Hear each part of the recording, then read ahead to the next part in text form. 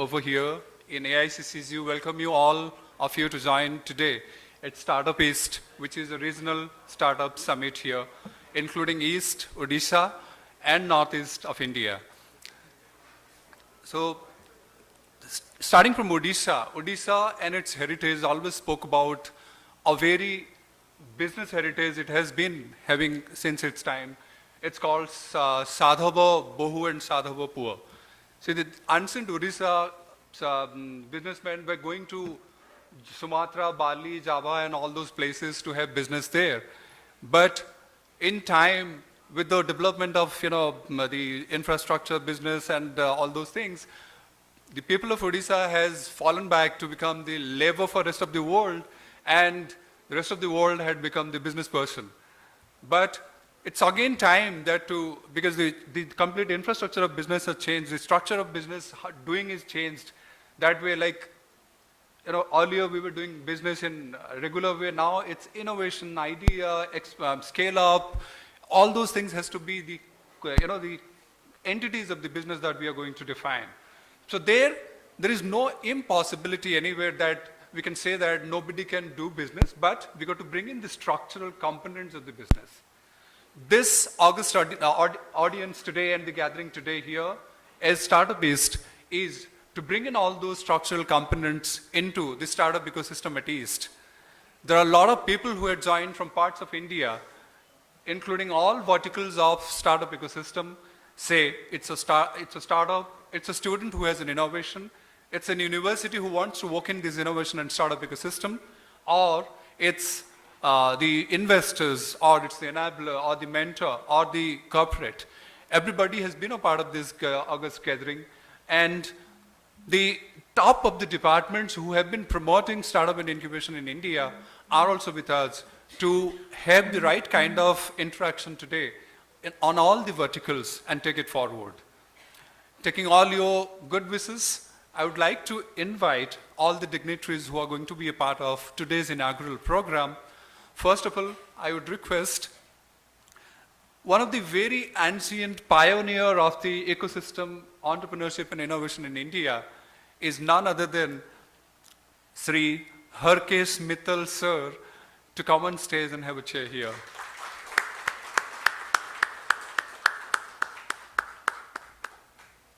Harkesh Mittal sir is now chairing the Startup India Seed Fund, which has been an initiative from Startup India for 945 crores to give to all stages of startups, starting from seed stage startups to scale up startups, starting from 20 lakhs to 50 lakhs.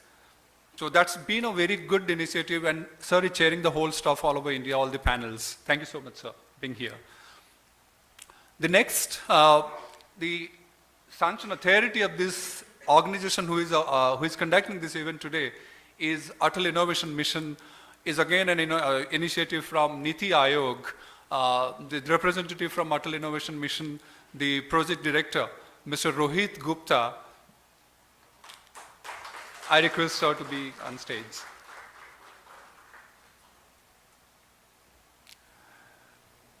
Another vertical which has kind of brought in impetus into the initiatives of innovation and entrepreneurship in India, you all know, it's Startup India. So Startup India's representative here, the senior manager of Startup India, Ms. Diksha Nigam. I request Ms. Diksha Nigam to be here on show.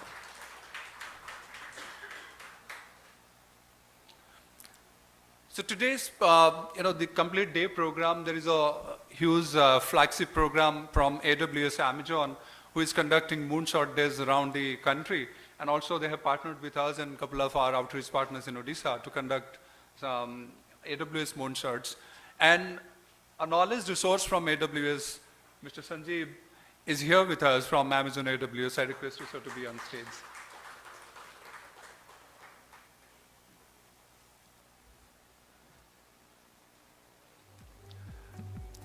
CV Raman College of Engineering, which has incepted 20 plus years back and has focused the idea of education like education, skill and entrepreneurship. So education skill, CV Raman University has been globally sought after, and now these two centers that has been bestowed to us in terms of from DST, Government of India, and Niti Aayog Government of India, having DST TVI and the Atal Incubation Center here in our campus, we are eagerly adding all the components required to the youngsters in the campus and all around in the ecosystem in terms of the last vertical of the education which makes it complete. That is education skill we had, and now we are adding fiercely the entrepreneurship into the ecosystem. The thought process that has begun from the very inception of the day, and we are adding feathers on that, and that's coming out of the efforts that the founder director of our founder chairman has taken since the day of inception, having a mecca of all technology assets, that is center of excellences in the campus, that a startup, a student can come in with an innovation and go out as an MVP. 70-80% of the contribution from idea to MVP can be inside only with the mentors and the COEs in the campus. For this effort that the founder chairman has given, I applaud for him, and I invite him on stage. Engineer Sanjeev Kumar Raut sir, can you sir come on stage? Thank you so much.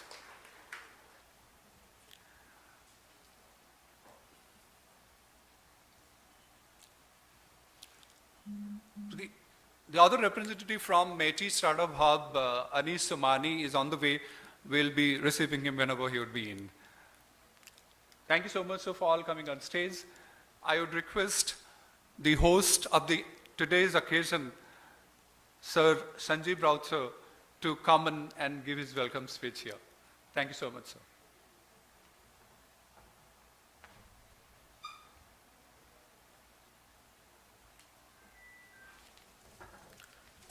Thank you, Bhagwati.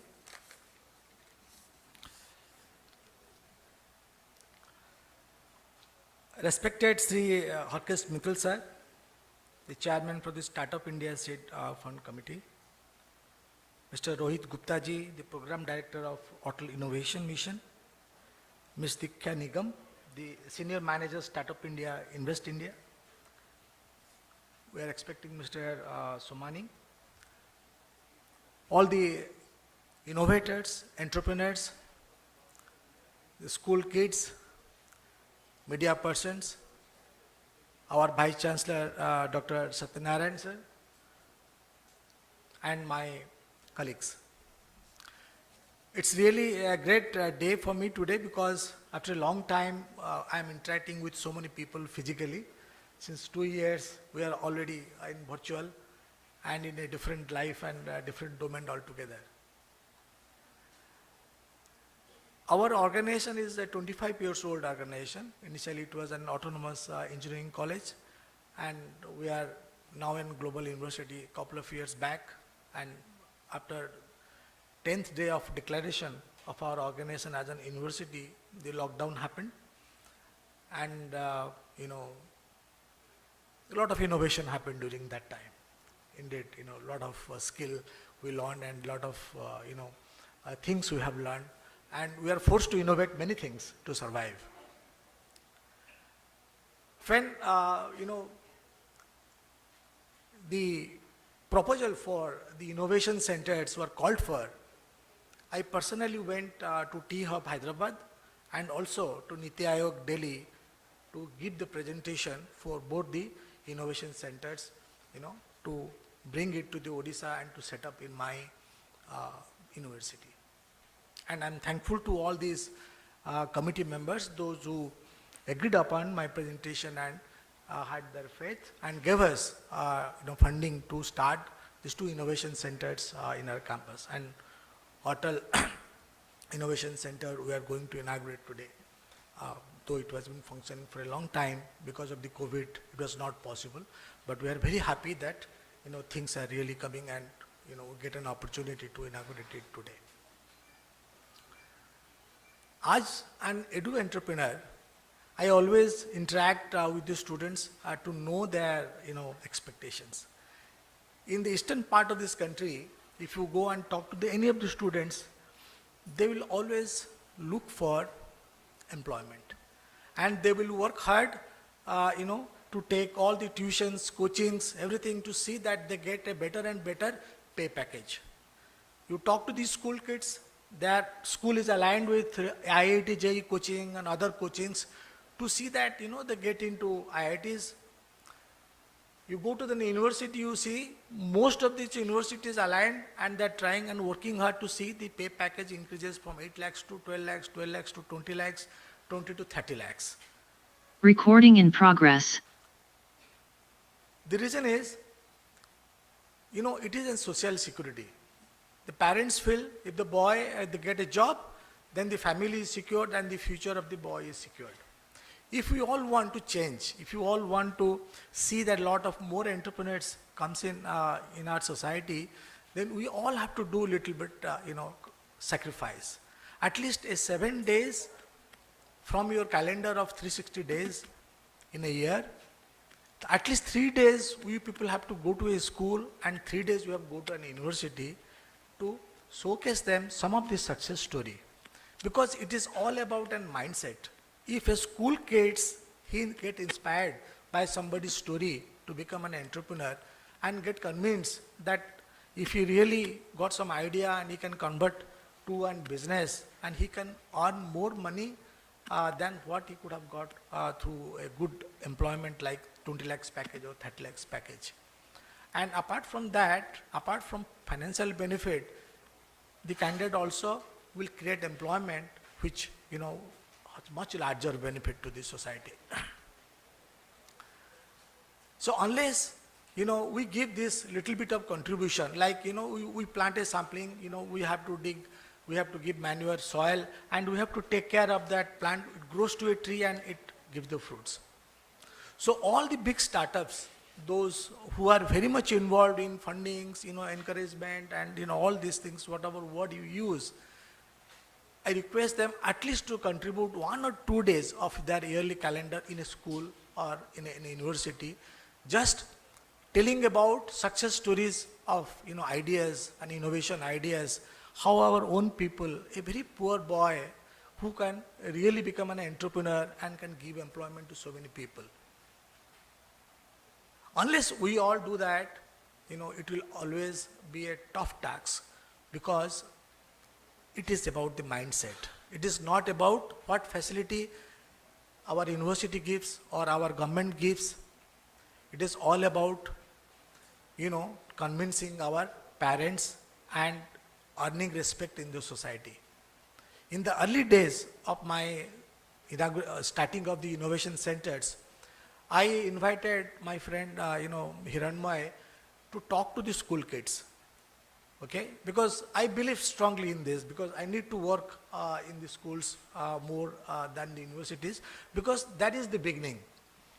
And I invited, I think 30 students from Sai International School and equal students from Mother School. Those are very reputed schools in Bhubaneswar. And I invited Hiranmay and a few of our faculties to interact and to motivate them about startups. It was a 1-hour program, okay? The program went on, even up to 3 o'clock. And the kids bombarded questions so much. He literally skipped his lunch and came back to my room and said, in my engineering days, I have never ragged. If I have ragged, then this is today. The questions they bombarded. One of the students, he stood up and said, "Sir, can you help me?" I said, "What?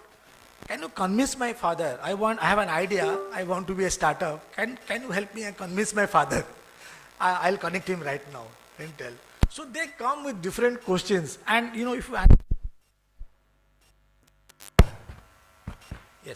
if you analyze everything out of that, then you find mindset plays a very bigger role, and the kid, they have ideas, they have confidence, but they will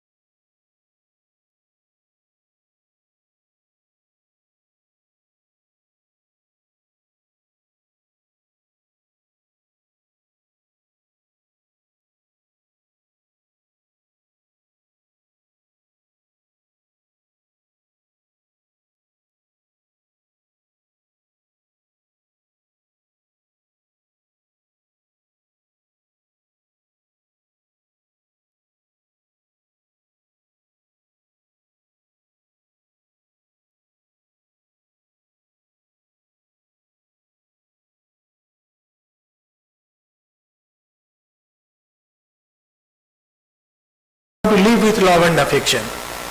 And it can only happen when we can create employment.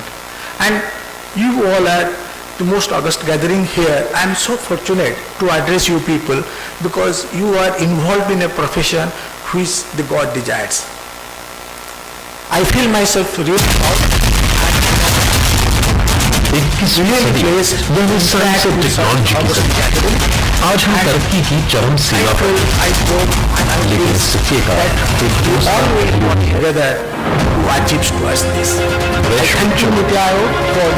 opportunity to जलवायु प्रदूषण, अनुपजाऊ जमीन, climate change और अब महामारी, मानव जाति आज सबसे कठिन चुनौतियों का सामना कर रही है और इन चुनौतियों से लड़ने का सबसे बड़ा और सबसे सक्षम हथियार है इनोवेशन। इनोवेशन ही दुनिया भर में अरबों लोगों के दैनिक जीवन में सुख बढ़ाने की दिशा में सबसे बड़ा कदम है। तभी तो महात्मा गांधी ने भी कहा था, आपका भविष्य उस पर तय होता है जो आज आप। आज हम तरक्की की चरम सीमा पर, लेकिन इस सिक्के का एक दूसरा पहलू है। I request Anish Somani sir has joined just now as the project head for Meti Startup Hub. I request Amit Somani sir to please come on stage and have the chair. Thank you so much.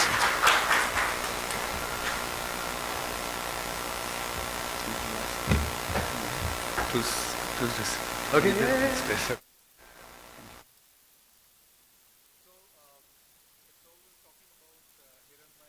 Integral part of the innovation ecosystem development in the campus, and also the mission director of our Atal Innovation Mission.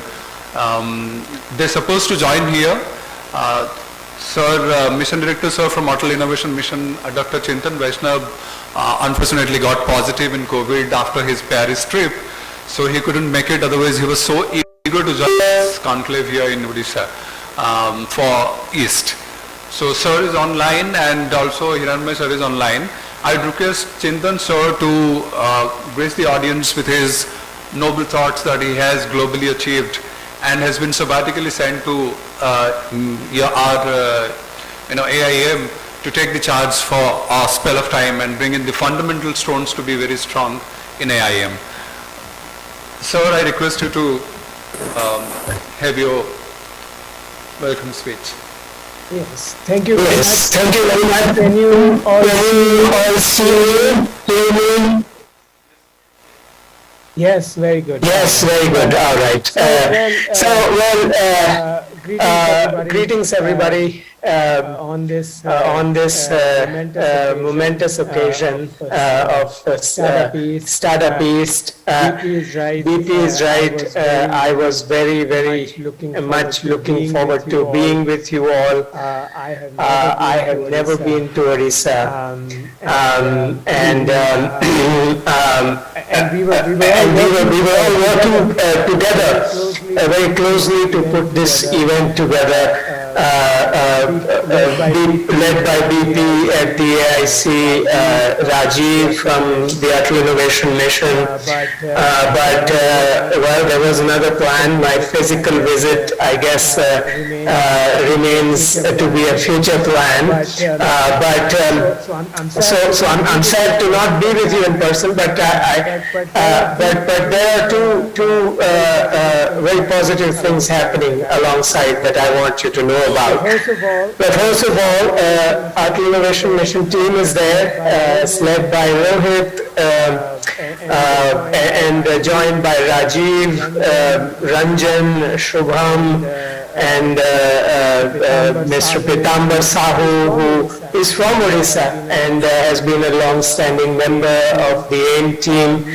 I'm also grateful that Harkesh Mittalji is there, who has been a part of the AIM family since its inception and has guided us all along in our journey so far. So you have a very able representation from us over there. Second, I am, as you can see, I am feeling all right, and the infection I acquired is a mild one, thankfully. So it's great to be with you here virtually. Actually, I have to share with you this thought that came to mind before I was joining today. Some 20 years ago, maybe, there's this monk I used to know of the ISKCON order. He's an American doctor who turned into an ISKCON monk. And he had spent a lot of time in Odisha, so he would often tell me stories of Odisha. And once he was telling me this story of the Ratha Yatra, and how there was an episode with, the idol of the deity, not people not being able to move the deity until they found out that there was one very major devotee of Lord Jagannath, who was a true Vaishnava, was missing in the procession. So they went and invited him, and then the deity moved without any effort. So I thought, well, your procession here also needed a true Vaishnava. So here I am with you. But let me say that I am extremely excited that this event is happening, because I think our innovation ecosystem needs it, the ecosystem of the East needs it, and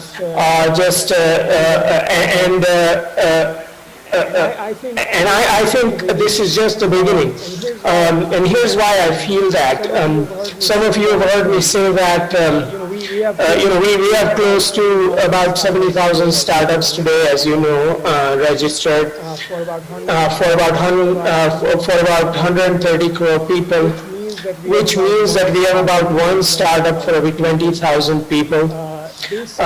This is, I believe, about 1/10 of what our potential is, or even less. For example, until recently, Israel had one startup for every 2,000 people. Now they have one startup for somewhere around 1,400 people. Many other advanced nations have that range, that's the rate at which there are startups in these nations. And I think we're going to get there very soon. Our number of startups, as you know, are doubling every 5 years. So I expect that anywhere in about 10 years, our ecosystem, startup ecosystem, will go 10 times. And so this is the time to start riding that wave. You know how if you're a wind surfer, the best time to ride the wave is when the wave is beginning. And so I think so we're all on for a very exciting and interesting ride. The one thing that I want you to think about is that by coming together in this summit and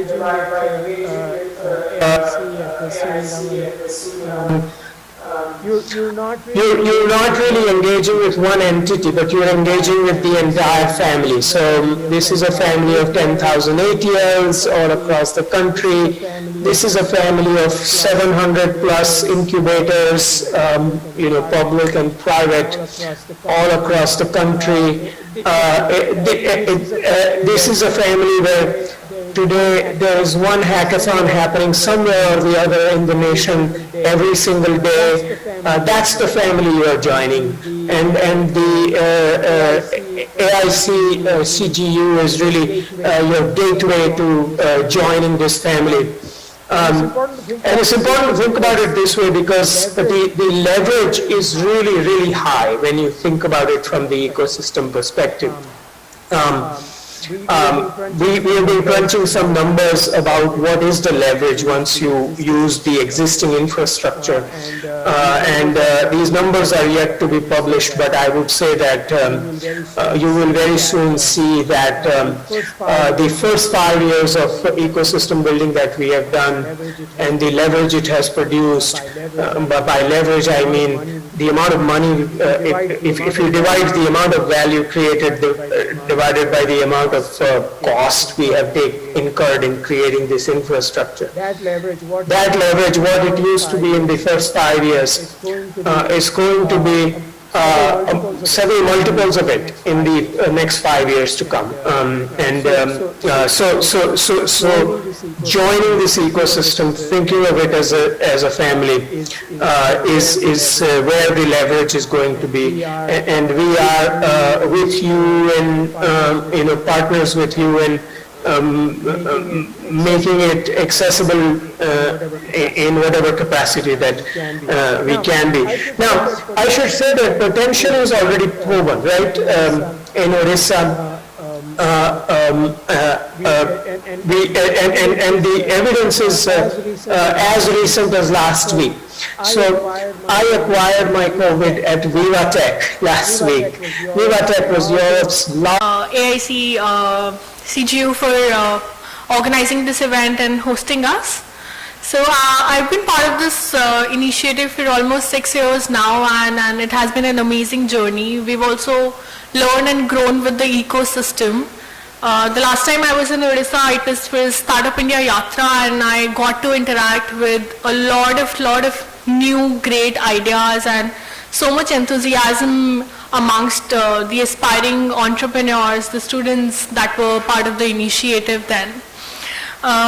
Most of us are working towards a similar vision of creating this country a nation of job creators rather than job seekers, and we're also working towards the same, and we've been trying to work on different programs, different initiatives to promote the startup ecosystem. Since the launch, we have over 71,000 startups now that have been recognized by the government. And then interestingly, over 40% of these startups have at least one women director. And then a lot of these startups are from the non-metro cities of the country. So we can say that the initiative is spreading and growing in the country. We try and focus on all stages of the startups, starting from ideation, trying to provide with the idea buying, tools and templates, knowledge material, learning and development programs, to growth stage startups, trying to provide them and support them with market access opportunities, access to corporates, international partners, showcase opportunities in various events and programs. But not just startups, we also try and work with a lot of other ecosystem players like incubators, accelerators. I am here for the day, and I would love to interact with all of you, learn more about what you've been doing. Thank you.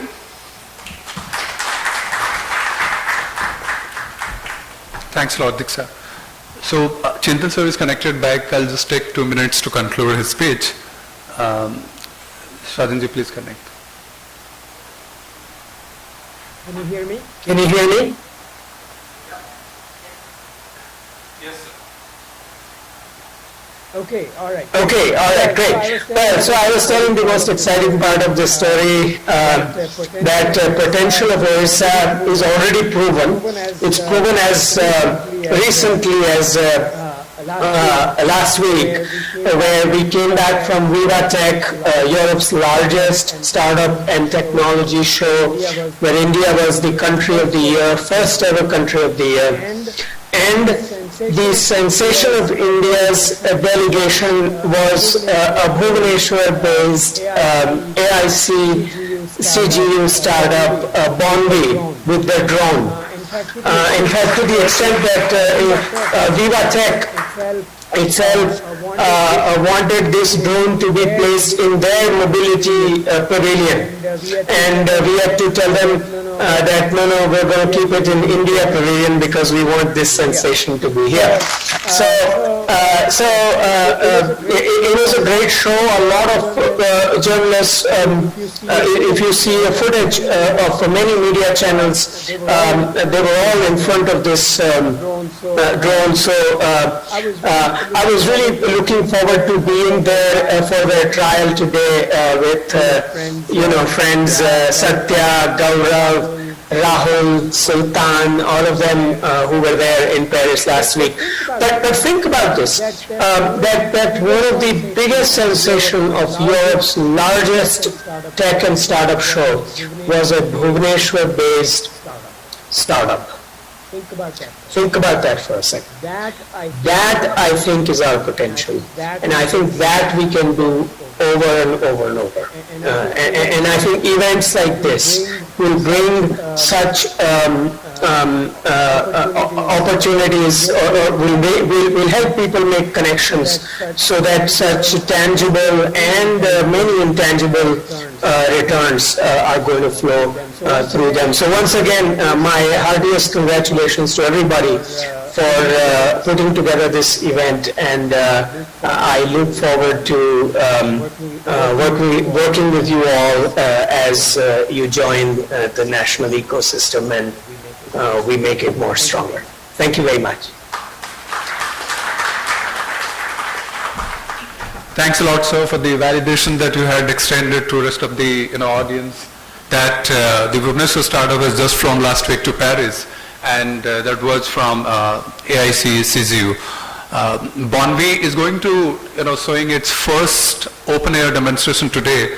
After this inaugural, followed by the AIC inaugural, there will be a fly on the cricket ground, and you'll be seeing the 200 kg drone is flying in the air. Yesterday they were taking trial. Today they will be showing the first official demonstration of that. Please be an evidence for that. This next online, guest we have. Do we have Hiranmay sir? Yeah. Online guest we have is a very pillar of innovation ecosystem in the university, and sir has also said the kind of togetherness they had, bringing in innovation to Odisha, having experienced in Gujarat and model states outside. And Hiranmay has been very enthusiastic and very emotional about his state and promoting Odia people, rest of India, and is an advisor of the complete ecosystem that we are having in the university. So I request Hiranmay to have his wonderful way of giving innovation speeches all around. Please, sir. Thank you, Bhagwati. So much great to have Dr. Chintu, our mentor and pillar of the ecosystem, sir. Dr. Omkar Rai, Anish, Diksha, Sanjeev ji, Rohit Bhai, all of you.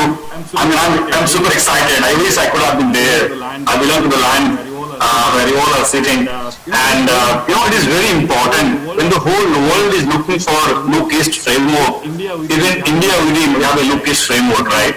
And at that juncture, when we have startup place, this is such a wonderful occasion to have all of you in Bhubaneswar. I was told that this is the first time that many incubators, and particularly IICs, are coming together. I'm thanks to Dr. Chintan and Vijay and all others to make it happen. Okay, this is very important. Probably as an ecosystem, as far as I know, in Odisha and others, we have been doing excellent work individually. But probably we need to learn how do we remain excellent when we work collaboratively. And this is going to be a very, very strong way forward. I want to just share an anecdote. How do we really build the ecosystem? We are foodies. We eat a lot of foods. We like to have a lot of foods in Odisha. So just to give an example, many of the young people like pizzas these days, right? And pizza has three layers. The first layer is the bread. The second layer is the cheese. and the third layer is the pudding, right? The entire startup ecosystem is like that only. The first fundamental layer of the ecosystem, the bread, comes from academia and innovation pipeline. And having more than 50 universities, a few dozen incubators there, the innovation pipeline and the bread of the ecosystem need to be very strong. And this framework has been globally tested. The second important thing is once you put the bread on the rock and have the innovation pipeline, you must have something to bind the pudding and the bread, right? And that's what the cheese is. And particularly in our ecosystem, government plays the role of cheese. May it be National Science and Technology and Technology Development Board, may it be Atal Innovation Mission, may it be Odisha, Startup Hub, whatnot. All the public institutions play the role of that binding factor. And particularly not the bread, the innovation pipeline, but for the puddings, right? And who are these puddings in the pizza? These are the cherries and the berries, right? And for us in the ecosystem, these puddings are industry, high net worth individual, civil society organization, public foundations, and even financial institutions. The cheese need to bind the puddings very strongly to get connected to the base layer of the bread. And that is very important. And honestly speaking, to make this possible, the recipe cannot be combination in a haphazard manner. It has to evolve in a time-bound manner, in a specific composition. And building up this entire pizza-like ecosystem takes humongous amount. Incubators, right? Ultimately, because you are the enablers and it's our job to enable you. So we'll be having some exciting news in July, so watch out for that from Ministry of Electronics. Now, the second thing which I want to really focus upon, which is really close to me as well, is I just want to brush up on that as the part of mentorship. We just had my ex-boss, Dr. Chintan Vaishnav, who has been a key member to enable me and to give me the, or to trigger me, I would say, to look at the broader prospect of whatever I want to design for the startup ecosystem, right? Before him, I had the privilege to work with Mr. Ramanan, who had been a sounding beacon at his time as well. And Atal Innovation Mission has reached its escape velocity now, I would say. And I really want to mention one person who's there in the audience, Mr. Pitambara Sahu, who has been a silent figure and a mentor for me. Now, why am I mentioning all these three people is because be it visibly or be it silently, you have mentors all around, right? Don't lose them. Be it your parents, be it your bosses, be it your colleagues, you always have a mentor over there. Keep an open mind to receive the knowledge, keep an open mind to give back as well. So keep them close for the startups, right? And the eastern region of the country has proven its ground with the naval hands of CGU, CEO over here, CEOs from the northeast region as well, all the parts of the country, right? So keep them close, keep an open mind with the mentorship. The incubators are here to support you. They will connect you to the right mentors, and not just the mentors, the other stakeholders as well, the institutes, the industry, the investors as well. Investors plays the last role over there, I would say. Money is the last thing which you could chase for, but the right mentorship is really a strong point over there. And closing to that, I would say that thank you to the mentors as well. And I hope you are engaging in some bit of reverse mentoring as well. I have no idea what these young kids, even the old ones, like entrepreneurs, have in their mind. They are triggering thoughts. So as mentors, have some reverse mentoring also happening. Learn from them, be open-minded as well to give them. And again, I'll be here throughout the day. Let's engage. Happy to connect with you all. And thank you again for calling me here. Yeah. Thanks, Mr. Sumani. Guys, as he told, the news to come in July, so please keep your eyes open. As we are the regular enabler of the ecosystem, we need to keep our eyes open, and not just for the ones who are already existing and working something, also connect to the new guys who aspire for the coming into the ecosystem and enabling people. So Eastern Part is ready to look from you. Yeah. Next, we will hop away left with Hiranmay will connect back. Very sorry, sir. Right? Right? Yeah. Thank you. Thank you so much, Robert. I think technology is punishing us for not being physically there. That's the cost that I will take humbly. I will just finish in a couple of points. One very important thing that we have been discussing with Sanjeev sir a couple of days before is, how do we build this ecosystem beyond the capital city of the states? This is what South India is very committed when they talk about taking to Tier 2, Tier 3. So how do we really build ecosystem beyond Bhubaneswar? Can it be taken to Moirganj? Can it be taken to somewhere else? Right? That is one area probably we need to work upon very strongly, and all of you can really help us getting that going. And the second important thing that we have done in Gujarat recently is we have flipped the table. Initially, we used to invite the industrial investors to academic demo days. Now we have flipped the table. We are doing these demo days right inside the industry bodies because they need to one up, because they are the dragging factor in the market side. So we can also try something of that kind where our setups can really get seduced into the industrial ecosystem, and that is going to be very important. And just to sum up how the ecosystem is evolving, if you look at the last 10 years journey, the first curve was something like global founders with global money. So these are the first leg of companies coming out of the startup. The second layer came to us when global money came to local founders, and bunch of passionate people in Bangalore and other could really build unicorns at that top. The third curve came when local founders and local money married. And if you look at the local angel investment ecosystem, the corporate venture funds, this is really picking up. And this is what probably we can really bank up and do something in the eastern front. And the fourth, but most exciting thing would be, and this is going to be very ambitious, I mean this is quite ambitious, but can we have the fourth layer where local money in global founders, this will exactly flip the table again, then probably people from San Francisco Bay Area will come and pitch in Bhubaneswar.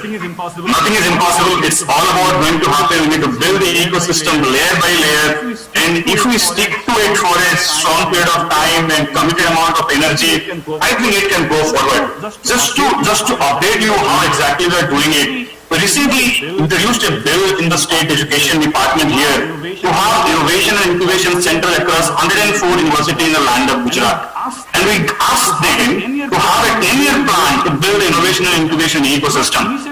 Initially nobody was thinking that everybody need to be part of the ecosystem, but honestly speaking, everybody can seriously contribute given a platform. Second thing that we did, we realized that Shark Tank alone could change a lot of cultural mindset in our country, apart from all the efforts that we all are doing together. So we thought, how do we really create a cultural change in accepting entrepreneurship as an alternative profession? And hearing, we in the government are also buying in phase 3s of different measures, and on behalf of government we are placing the startup every day in phase 3 and telling them, look, this is a young boy sitting in the large districts of the state, doing something unique, would you be interested in? So that kind of visibility is also very important. And the third important thing that we are doing is also ensuring a policy change in the state for all the industry bodies to set up incubators.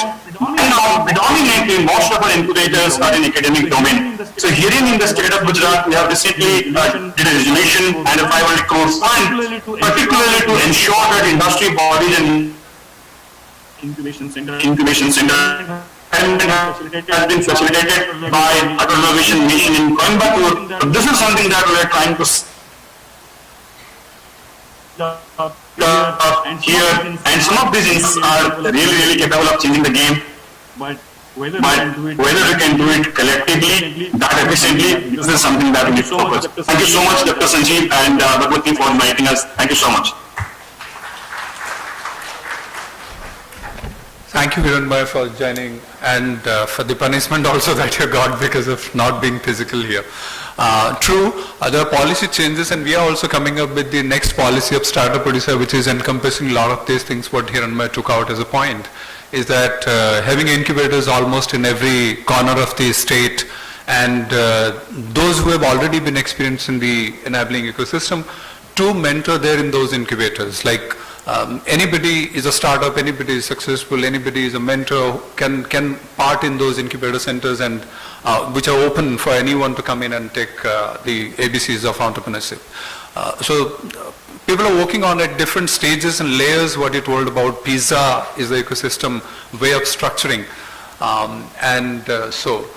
So listening from the current enablers who have been very active in the ecosystem and what is happening around, But a man who is silently observing since the entrepreneurship war that he transferred to the mass since decades back, having his own body standing for months and days together, making people come along with the word entrepreneurship. Entrepreneurship, think about 40 years back, what is entrepreneurship people would be perceiving about. Today we have a lot of taboos to onboard on entrepreneurship, and think about 40 years back. Today the CEOs got a lot of problems, sustaining the incubators, tackling with a startup, getting funds for that. But mind it, if somebody would be trying this 40 years back, today I cannot measure that I have that passion today to run that, and I cannot believe that 40 years back anybody would have allowed, I myself would have allowed myself to do that. But there was a man silently working for that, whatever we are looking today. See, Harkes Mittalji.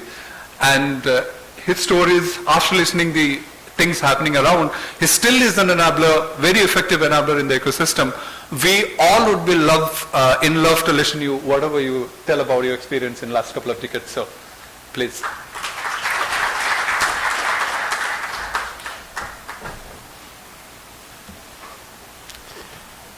Good afternoon, ladies and gentlemen. This is not my first time after COVID being in a physical event, but I am nonetheless equally excited and equally happy.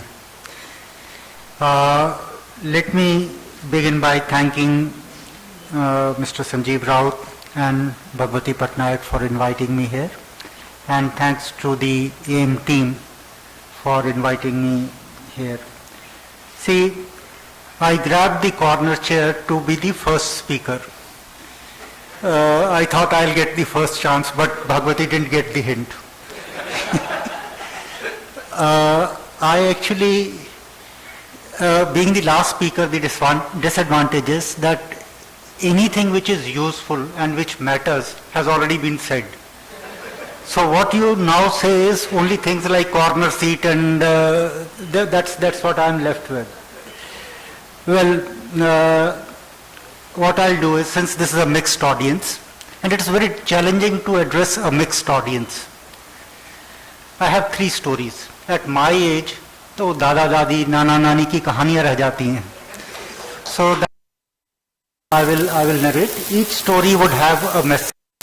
Some very hard-hitting messages, but pardon me, अब इस age में चलता है. The first story is about a minister. I was accompanying this minister. I am purposely holding back the name. We were going for an inaugural function like this. My minister was supposed to inaugurate the event. We reached the place 15 minutes late. When we went there, the ground was empty. Not even the chairs were there. Everything was cleaned up. And then on inquiry, there was a local Swamiji who was hosting this event. We went to him, asked him, Swamiji, function? So he said the function was at 10:30. It's over. There was an item listed in the agenda, hosting the national flag. He said, I couldn't have insulted the national flag because the time indicated was 10:32. See, I have worked in Odisha 40 years ago. In fact, I began my journey from Odisha. Time is something which we must respect. I used to travel between Bhubaneswar and Cuttack by bus. We have a culture, nothing wrong in culture. I belong to a place where all this culture doesn't exist. When the bus would stop, then the last man will get up from his seat. In Delhi, we get up 3 stops before your stop arrives, because otherwise you will be left in the bus only. So that's a different culture altogether, but I think somewhere in between is what we should aim to. Delhi must learn to slow down, and Odisha must learn to hasten up. Then this is more for somebody who is thinking of starting an idea. This is my story. I am a failed entrepreneur. In fact, I I remembered the story when Mr. Chintan Vaishnav was speaking. He took very good care of his name. So I have to also take care of my name. So he, see, I always wanted to be an entrepreneur myself. With a surname like Mittal, what else I could have thought of? I could have only... So, I was studying in IIM Ahmedabad. My business plan was ready. No, this is a factual story. This is not a cooked up story. My business plan was ready. My industrial shed was allocated. My bank loan was sanctioned. Those days there were no investors or the VCs were not there. The bank loan was sanctioned. Everything was ready. I was to graduate and start my own enterprise. One of my professors, Professor Gupta, he said there's this new institute which has come up, Entrepreneurship Development Institute of India. So since you are starting your own industry, they are organizing a program called How to Start Your Own Industry. You go and attend that program. Well, I went there. I participated in that program. And that was the end of my entrepreneurial dreams. I must tell you how. I was very impressed with one of the speakers there, one Dr. Rawal. He seemed to know everything about small-scale industry. Sab kuch pata tha. So I said, if I work with this gentleman for 2 years, nobody will be able to beat me in entrepreneurship. Well, the end result is that I have become a preacher of entrepreneurship, but never an entrepreneur myself. In hindsight, there was a fear of failure. I wanted to postpone that decision. I have all the knowledge today about small-scale industry, about startups, but I did not start. If there is one message which you want to take home today from today's talk, while knowledge is important, action is more important. Please act.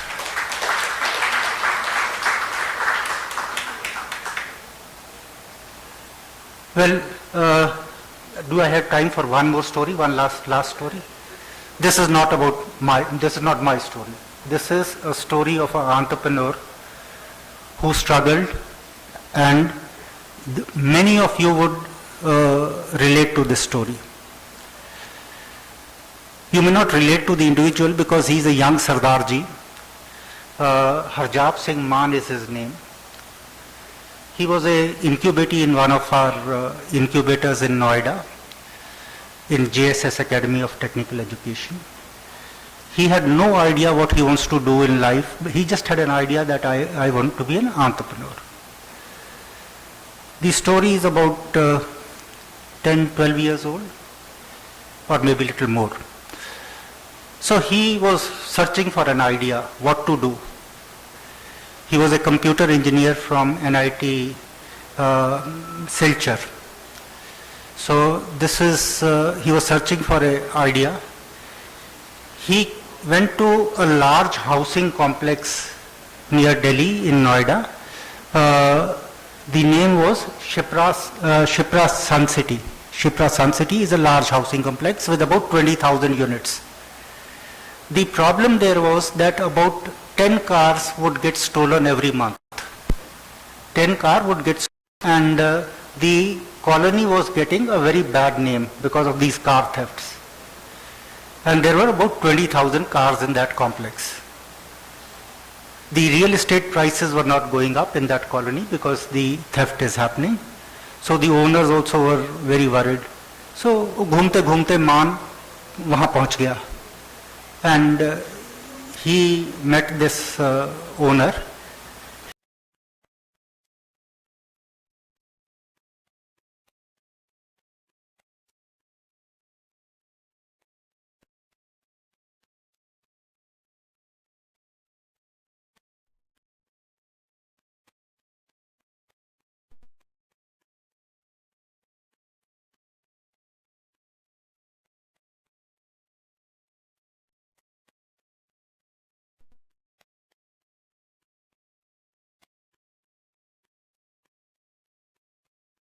Cards would match, and then there were boom barriers.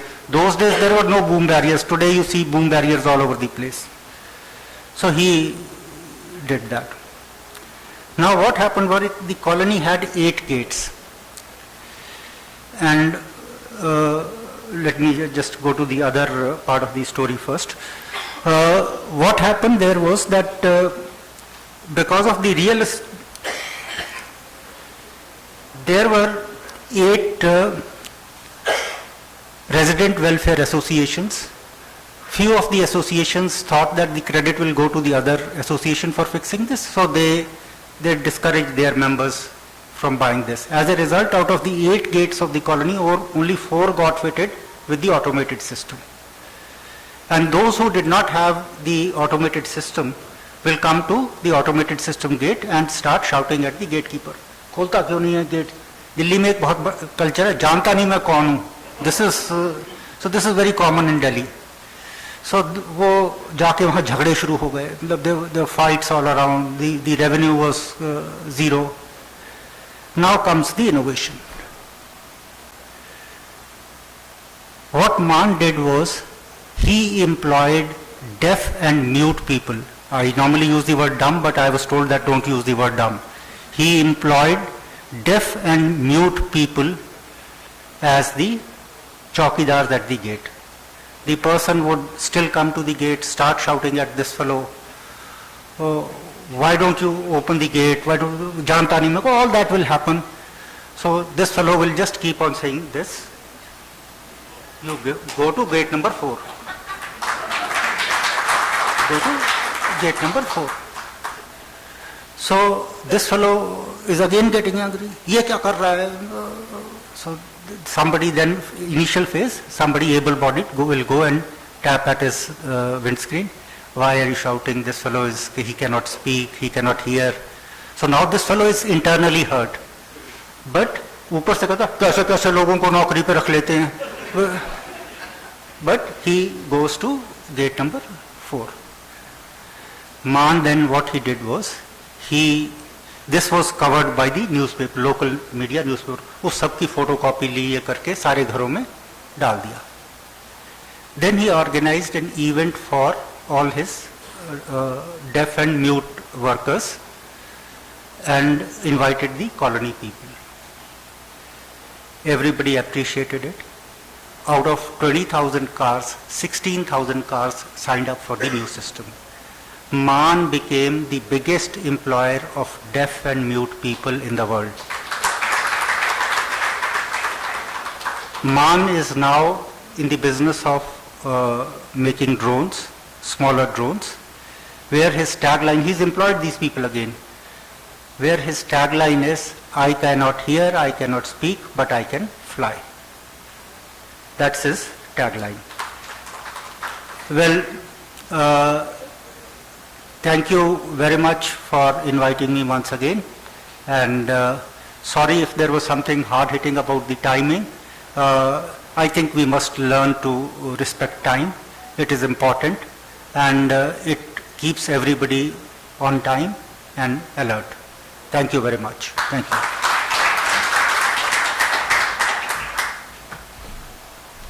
Extremely sorry and thank you so much, and happy to learn everything from a figure like you. Sorry, sir. So after having the mentoring authorities from all over the country, the other side of the innovation ecosystem is the industry. So we have the eminent from the industry is Amazon AWS SA. He is Sanjeev Kumar. The Amazon AWS Moonshot has already started at 11:30 on its scheduled time. But Sanjeev has been a part of the panel here, so I request Sanjeev to come and have his welcome words to the audience. Thank you.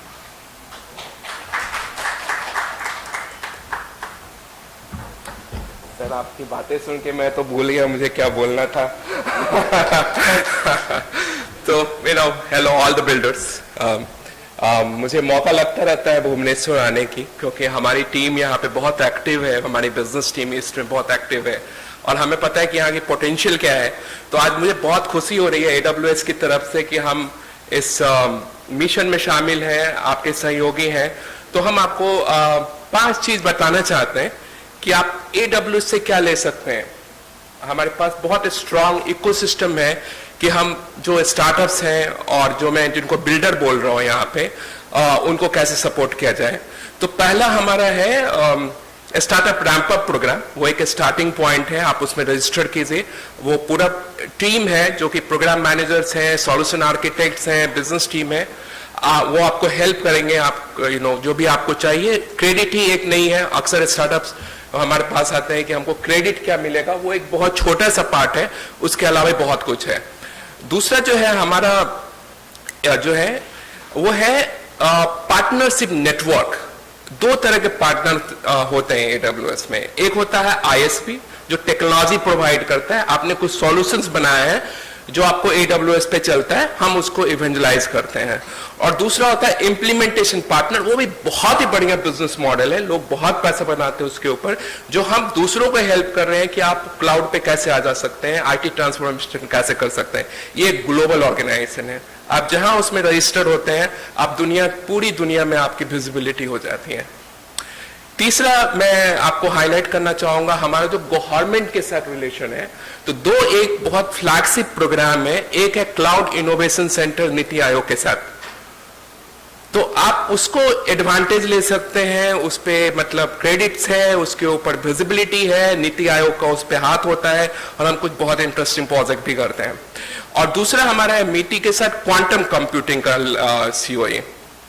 यदि कोई advance computing करना चाहता हो उसको leverage कर सकता है। Again ये सारे प्रोग्राम्स जो हैं पूरी टीम डेडिकेटेड है, प्रोजेक्ट मैनेजर्स हैं, सॉल्यूशन आर्किटेक्ट्स हैं, सबको इन्वॉल्व होता है, पूरी इकोसिस्टम इन्वॉल्व होती है, और AWS का बहुत न्यूट्रल उसमें रोल होता है। जो चौथा मैं आपको बताना चाहूंगा वो है digital innovation programme.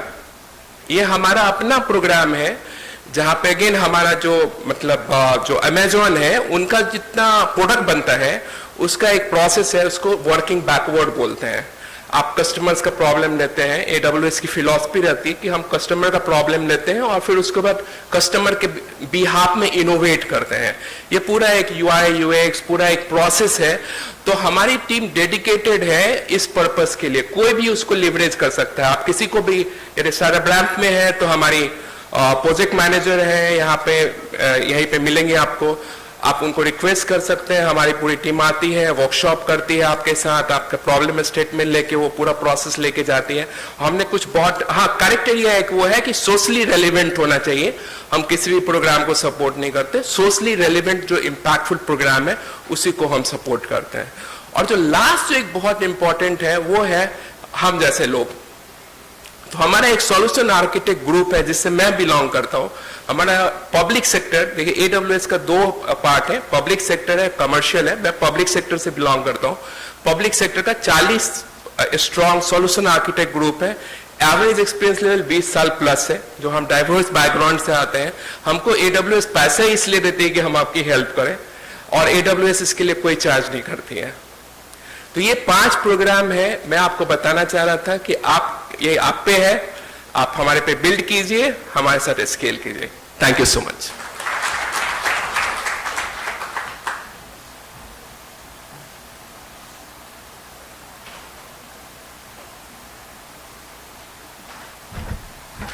Thank you so much, Sanjeev, for the kind of information that is important for all the stakeholders here.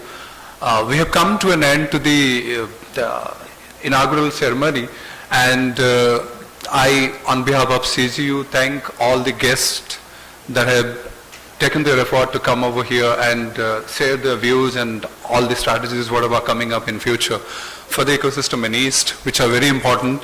Ecosystem in East is emerging, and we see energy now in all the stakeholders who are coming in. So very important day, very important information pieces have been brought to the people here, and that will be said across East, I'm sure. Thanking all of the dignitaries over stage, we call the inaugural function now. Thank you so much, sir. Thanks a lot. And I request dignitaries and all around, we will be having the official inauguration of the Atal Incubation Center. There, the center lies 300 meters from here. We'll be escorting you to go there and have the inauguration of that. Parallelly, we'll be having Bharat Pichathan here. Bharat Pichathan is a new initiative by all the investor friends here. They'll be briefing you what is Bharat Pichatan, and the shortlisted startups will be pitching them in a parallel session. Thank you so much, everyone.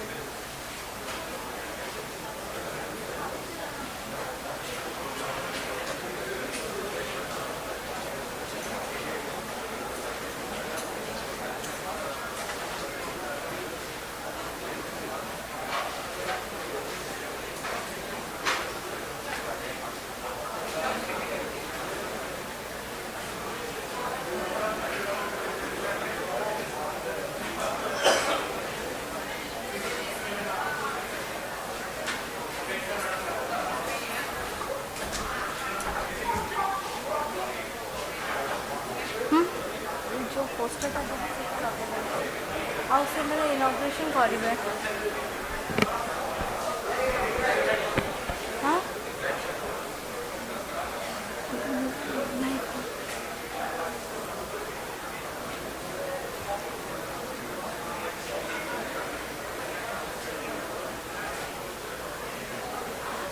So I would like to request all of you to please settle down here who are not going for the inauguration can please settle down. So I would like to take the privilege of launching the Bharat Pitchathon. So I would like to call Tushar on stage.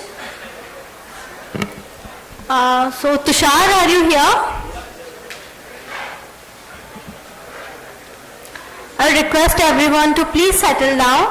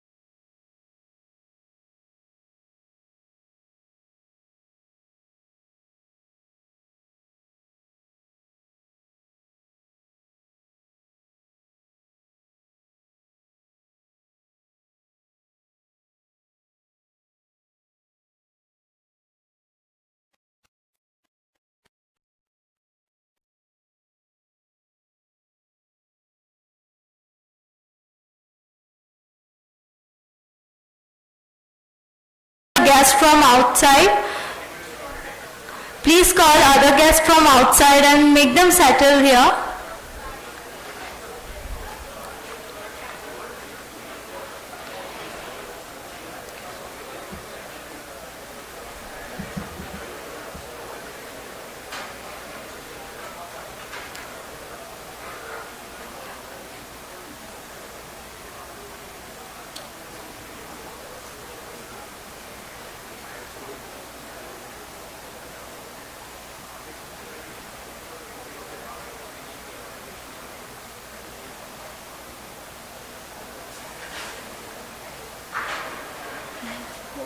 They are coming.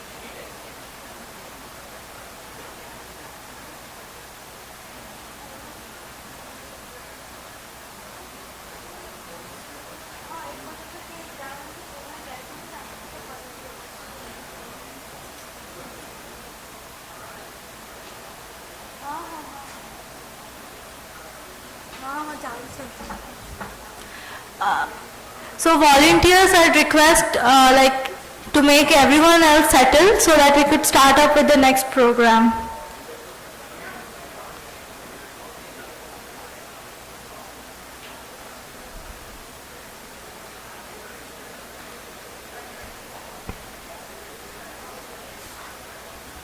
Okay, so I think we are good to go right now.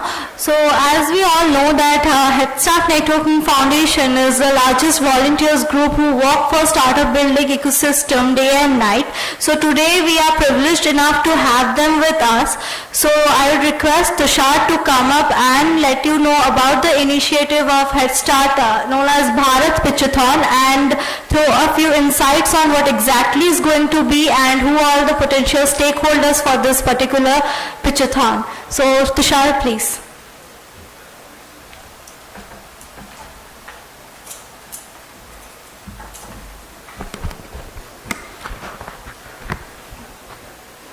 Hello, good afternoon everyone. I welcome you all on behalf of the Head Start Network Foundation to this wonderful event. And we are proud to get associated with AIC CV Raman University for the Startup East Summit. And we thought this would be the best opportunity for us to announce the launch of Bharat Pitchathon. So Bharat Pitchathon is going to be one of the largest pitch event pan-India where we are going to reach out to startups, the hidden gems hidden across the different cities of our country. So we are going to do it offline in almost 20 plus cities wherein we are going to start with Bhubaneswar. Head Start has we are proud that one of the portfolios in which Head Start Investor Circle has invested is from AIC CV Raman University. If the founder is here, Bonvi, hi to you. And we are glad that the startups from this region, the incubator and the East region are coming up greatly, and they are doing some pretty good work. And that is why we are really proud to have brought in so many different investors today to this event wherein we are going to evaluate around 8 to 10 startups. I would like to call out the investment partners what we have today here to evaluate the startup pitches. I would like to invite Akhilesh from Pi Ventures. Please, if you can join us on stage. I would like to invite Vijeta from Dexter Capital to please join us on stage. Arushi from Venture Catalyst, if you can please join us on stage. Zaran from Antil Ventures. And Saurabh from Fluid Ventures, if you are around, if you can, Saurabh from Agility Ventures, if you can join us on stage, if you are around. Great. So, thank you so much to all of you all for joining us today, and I'm sure that we would be, evaluating some pretty good startups, some promising hiddens, maybe the upcoming unicorns would be from this region. And that would be a closed door pitch event in the other building starting post lunch. And we are going to have, the pitchathon all across the country. So I would really want to invite all the startups around. The participating startups would be getting a lot of benefits from the ecosystem partner. It is not just about investments, but how we can help these startups, help them grow to the next level, wherein we have brought in so many incubator partners across the country. We are getting them access to corporates. We are getting them access to credits worth rupees 30 lakh plus. So all the participating startups would be getting a lot of credits and corporate benefits from all the partners which Head Start has all across the country. And we expect to have more than 200 plus startup pitches in this format, wherein over 20 plus investors, evaluating different sectors and domains would be evaluating all these startups. So very happy to get associated once again with AIC CV RU today for the edition of Kickstart. Thank you so much. Thank you so much everyone for joining us. Great, thank you so much Saurabh.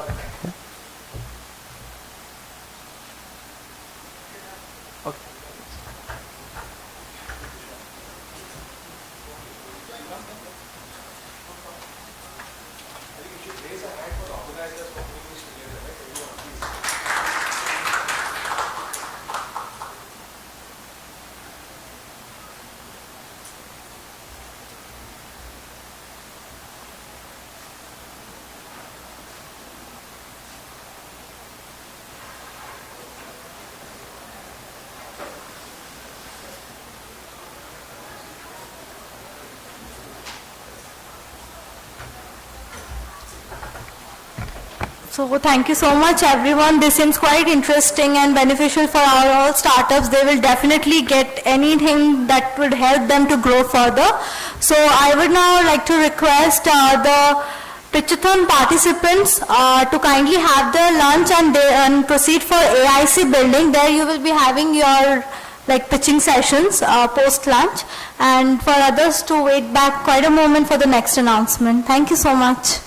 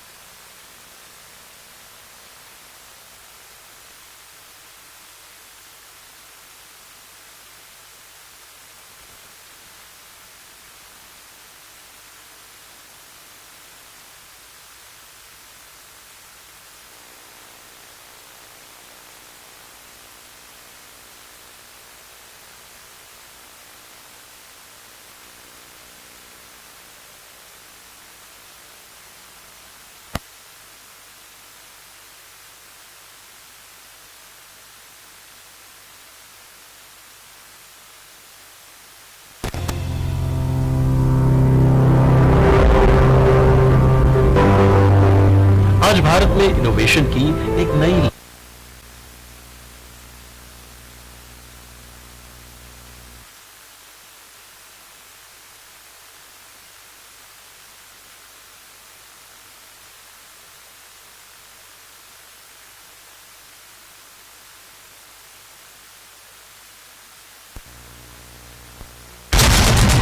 इक्कीसवीं सदी यानी science और technology की सदी। आज हम तरक्की की चरम सीमा पर हैं, लेकिन इस सिक्के का एक दूसरा पहलू भी है। वैश्विक चुनौतियां, पानी की कमी, जलवायु प्रदूषण, अनुपजाऊ जमीन, क्लाइमेट चेंज और अब महामारियां। मानव जाति आज सबसे कठिन चुनौतियों का सामना कर रही है और इन चुनौतियों से लड़ने का सबसे बड़ा और सबसे सक्षम हथियार है इनोवेशन।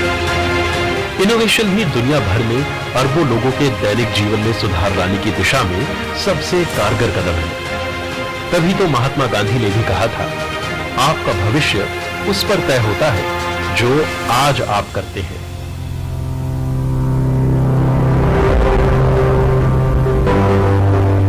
आज भारत में इनोवेशन की एक नई लहर दौड़ पड़ी है। दुनिया का तीसरा सबसे बड़ा स्टार्टअप इकोसिस्टम हम हैं और पिछले 2 वर्षों में भारत में यूनिकॉर्न्स की संख्या दुगनी तेजी से बढ़ती चली आ रही है।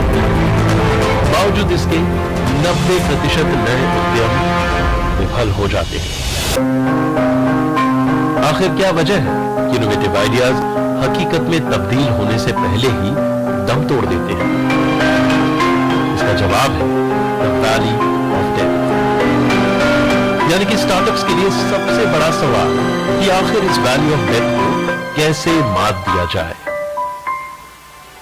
और इस समस्या का समाधान है अटल न्यू इंडिया चैलेंज।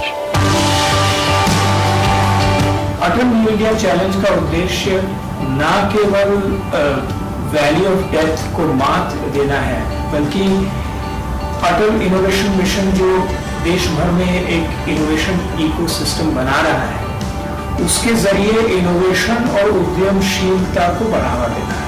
अटल न्यू इंडिया चैलेंज के पहले 2 संस्करणों में कुछ 9 मंत्रालयों ने अपनी अपनी चुनौतियां हमें प्रस्तुत की थी। इनको मिला के कुछ 30 चुनौतियों के लिए 1000 से ऊपर इनोवेशंस के प्रस्ताव हमारे पास आए थे, जिसमें से एक कॉम्पिटिटिव प्रोसेस के जरिए अटल न्यू इंडिया चैलेंज ने 55 स्टार्टअप्स को अब तक सपोर्ट किया है। एंटरप्रेन्योर्स के सपने तो थे ही, बस अब उन्हें पंख देने की जरूरत थी। सही मार्गदर्शन, अटल इंक्यूबेशन सेंटर्स कनेक्ट, एक्सपर्ट की सलाह, इन्वेस्टर से नेटवर्किंग और बुनियादी आर्थिक ग्रांट की मदद से एएनआईसी ने इन स्टार्टअप्स के सपनों को उड़ान दी। और मैं मानता हूं भारत के स्टार्टअप का स्वर्णिम काल तो अब शुरू हो रहा है। इनोवेशन ही जीवन है, बगैर इनोवेशन जीवन गतिहीन और विकासहीन है। प्रधानमंत्री श्री नरेंद्र मोदी के यही विचार आज पूरे देश के लिए एक प्रेरणा स्रोत है। भारत को बदलने और देश में इनोवेशन और एंटरप्रेन्योरशिप के इकोसिस्टम को बढ़ावा देने के लिए अटल इनोवेशन मिशन नीति आयोग ने एएनआईसी 2.0 लॉन्च किया है। आइए हम सब मिलकर भारत को नई ऊंचाइयों पर ले जाएं।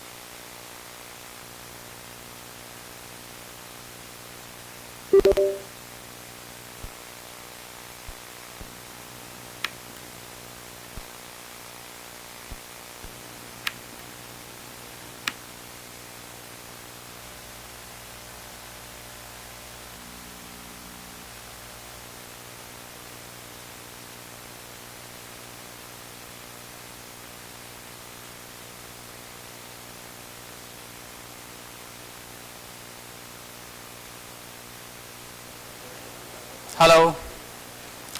Well, good afternoon, everyone. Well, as it happens, there's always an ebb in the flow, a story or a startup after the initial gusto. There's always valleys of death. When you're trying to take an idea towards deployment in the market, you always face a couple of valleys of death.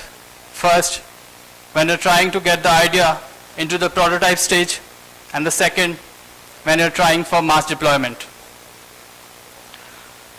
So, as you all know, Atal Innovation Mission, the flagship initiative of Government of India, was established in 2016. Is an umbrella structure to oversee the innovation ecosystem of the country. Its objective is to develop new programs and policies for fostering a culture of innovation and entrepreneurship across the country through various levels.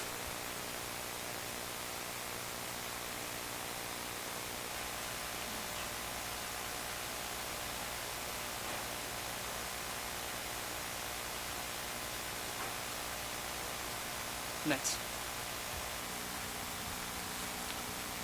So Atal Innovation Mission supports an idea towards the mass scale deployment across its value chain. So at the school level, we have established 10,000 schools in 680 districts where 3 million students are benefiting from tinkering kits. They are playing with Internet of Things, 3D printing, rapid prototyping tools, robotics, and electronics. At the institutional level, we have Atal Incubation Centers. We have operationalized 68 AICs, which are trying to nurture 40 to 50 world-class startups every 4 years by providing mentoring and advisory support, incubation, funding support, industry connect, and advisory. In our initiative ACIC Atal Community Innovation Center, we are targeting unserved and underserved regions of India, including Tier 2, Tier 3, aspirational districts, tribal, hilly, and coastal regions. It has a unique model where the government gives 2.5 crores and the institution has to come up with a matching contribution.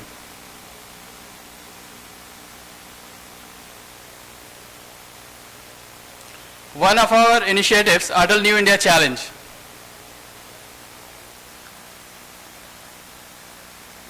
What it does?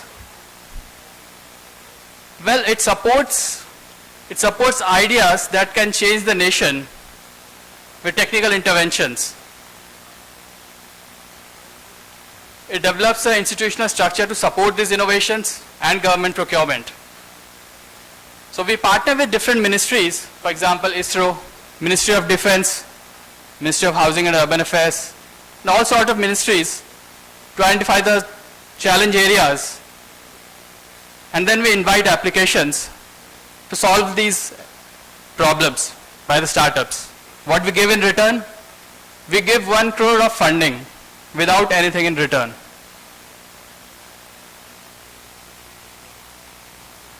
So in ENIC 1.0, we work with these ministries, or rather, we are currently working with all these ministries in 7 sectors in 18 challenge areas. Ministry of Chemicals and Fertilizers, Ministry of Road Transport, ISRO, Housing and Urban Affairs, and Social Justice. So we formalize these challenges, we do some outreach, some webinars, and eventually we evaluate these evaluations, these applications, and fund these applications. So we have multiple rounds of evaluation, and eventually selection, and SSC selects these applications based on budget compliance and their goals. So these are the parameters on which we select an idea or a prototype based on relevance, innovativeness, its feasibility, its commercialization, and its eventual impact. So basically, this is a snapshot. We expect the startup to complete the project in 12 to 18 months with a milestone-based funding mechanism. So this is what we achieved in ENIC 1.0. We partnered with 9 ministries, gave 30 challenges, had 50 innovations, and created 150 crore of external funding.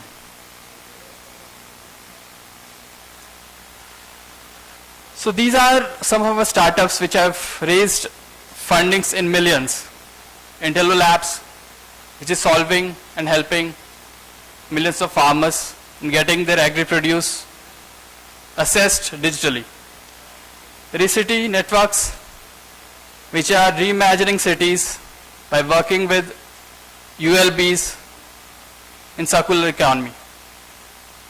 Similarly, many of our startups have been featured in Man Ki Baat and they have won competitions like Shark Tank.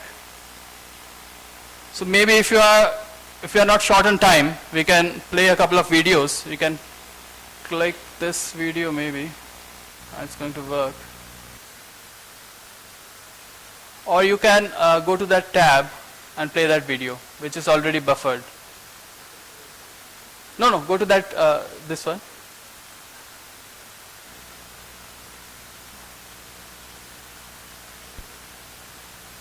The fresh produce gets lost on its way to a shopping cart, while at the same time, 81% of food businesses are unable to meet customer quality expectations. The root cause lies in current quality systems that are subjective, slow, non-scalable, and poorly auditable. Introducing Intelligence, a new approach of evaluating fresh produce quality with the help of imaging technologies and cutting-edge AI.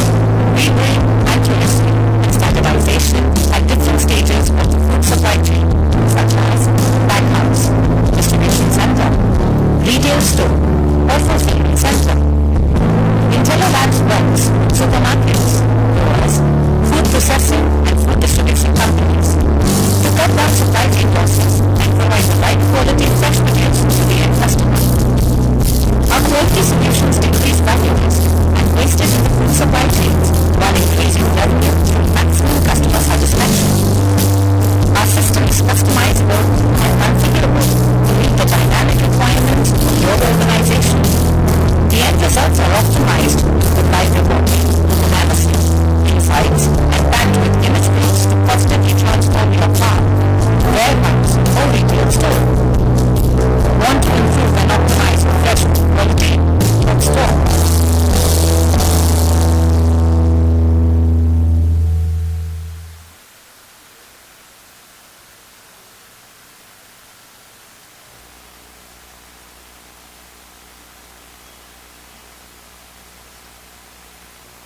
So we have many such stories.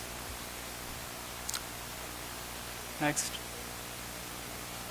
So these are the current timelines. We are inviting applications. Our June phase 1 is already over and we are inviting applications for our phase 2.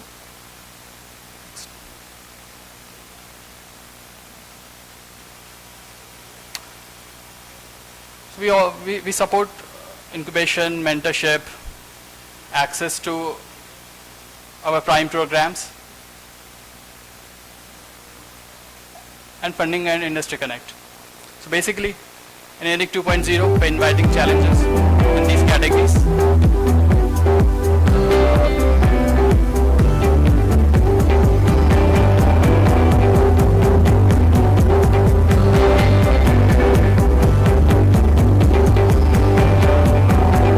Well, e-mobility, indigenous, EV and engineering,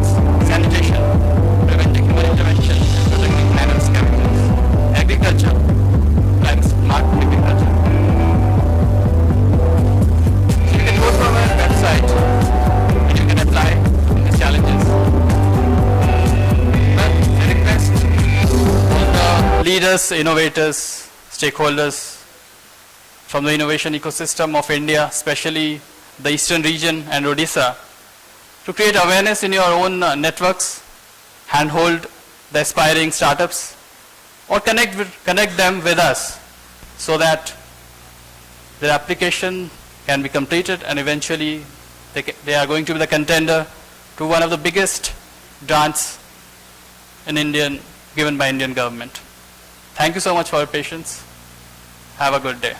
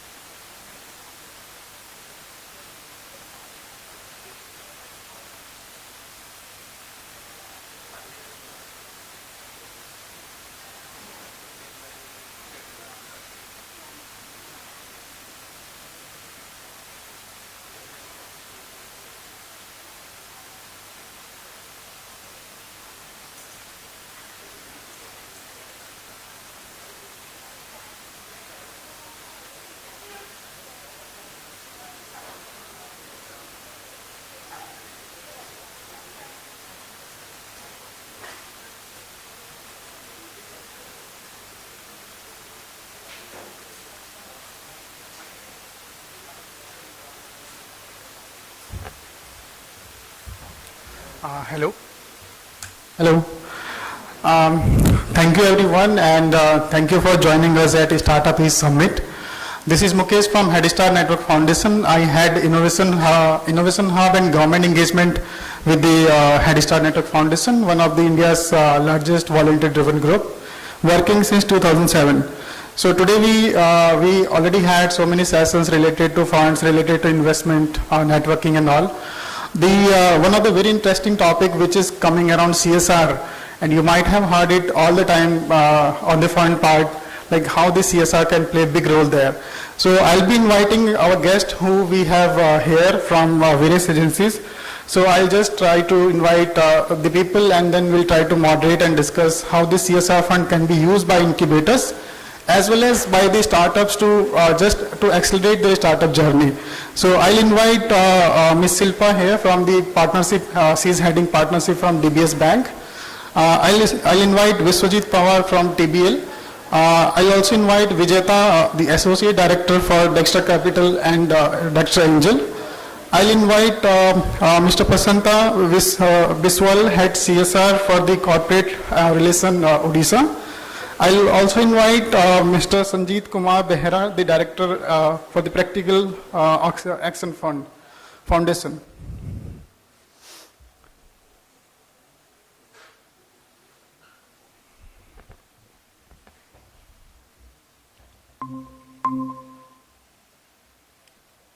Can we have mics over here?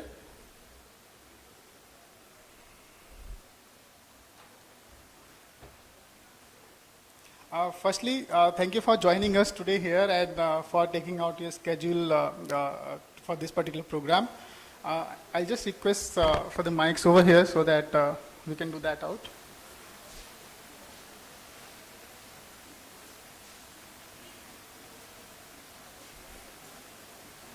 Yeah, I'll need mics over here, please. So meanwhile, we start, this particular session is having people from corporate, people from the foundations, and also we have from the investment side. So we definitely would love to have this more engaging. In any case, we have incubators here who are joining us today. So if you have any questions, please feel free to ask and feel free to discuss it. I'll start with the Silpa because we definitely have a flight to catch, and firstly, I apologize for delaying it so long. So you have been heading a partnership for the DBS Bank, right? And DBS Bank have been one of the international bank doing so much thing in the startup vertical. So I'll just go with you, and I would love to know more about how DBS is working on the partnership, plus how the startup side or the incubators can leverage out that DBS as a facilitator or as in to accelerate their journey. Please. Is it audible? Yeah, this is, I think, working out. Hello everyone. A brief introduction about myself. I'm Shilpa Mehta. I head the partnership and alliances.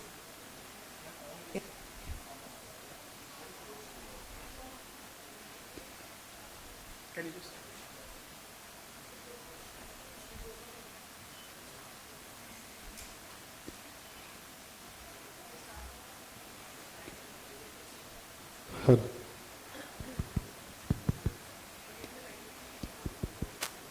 Hello. Yeah. A brief introduction about myself. I'm Shilpa Mehta. I head the partnership and alliances of business banking at DBS Bank. So coming to the CSR topic, a couple of initiatives that DBS currently is driving on the CSR front. It's also DBS Bank committed towards working towards a lot of CSR based activities. Since 15th of June, we've just closed onto my DBS Foundation, where there's a grant of GD 250,000 for companies or social enterprises working for a social cause. Could be environmental, could be for social impact. So there's a lot of initiatives that the bank is doing to ensure that we have some kind of payback to the environment. There are a couple of initiatives which are completely India-driven, which were a part of some incubation center. One is Fool, where they recycle the temple flowers, which were earlier going to the river Ganga. They try to make premium essence sticks and fragrance products for these consumers. There's another social enterprise called as Haq Darshak, which provides a lot of, which keeps updating on the lot of welfare opportunities which MSMEs can keep availing of. So at regular frequency, the MSME is completely aware of what are the benefits that he can avail. It's not only about the grant that the bank provides, it provides a lot of other additional services for these social enterprises.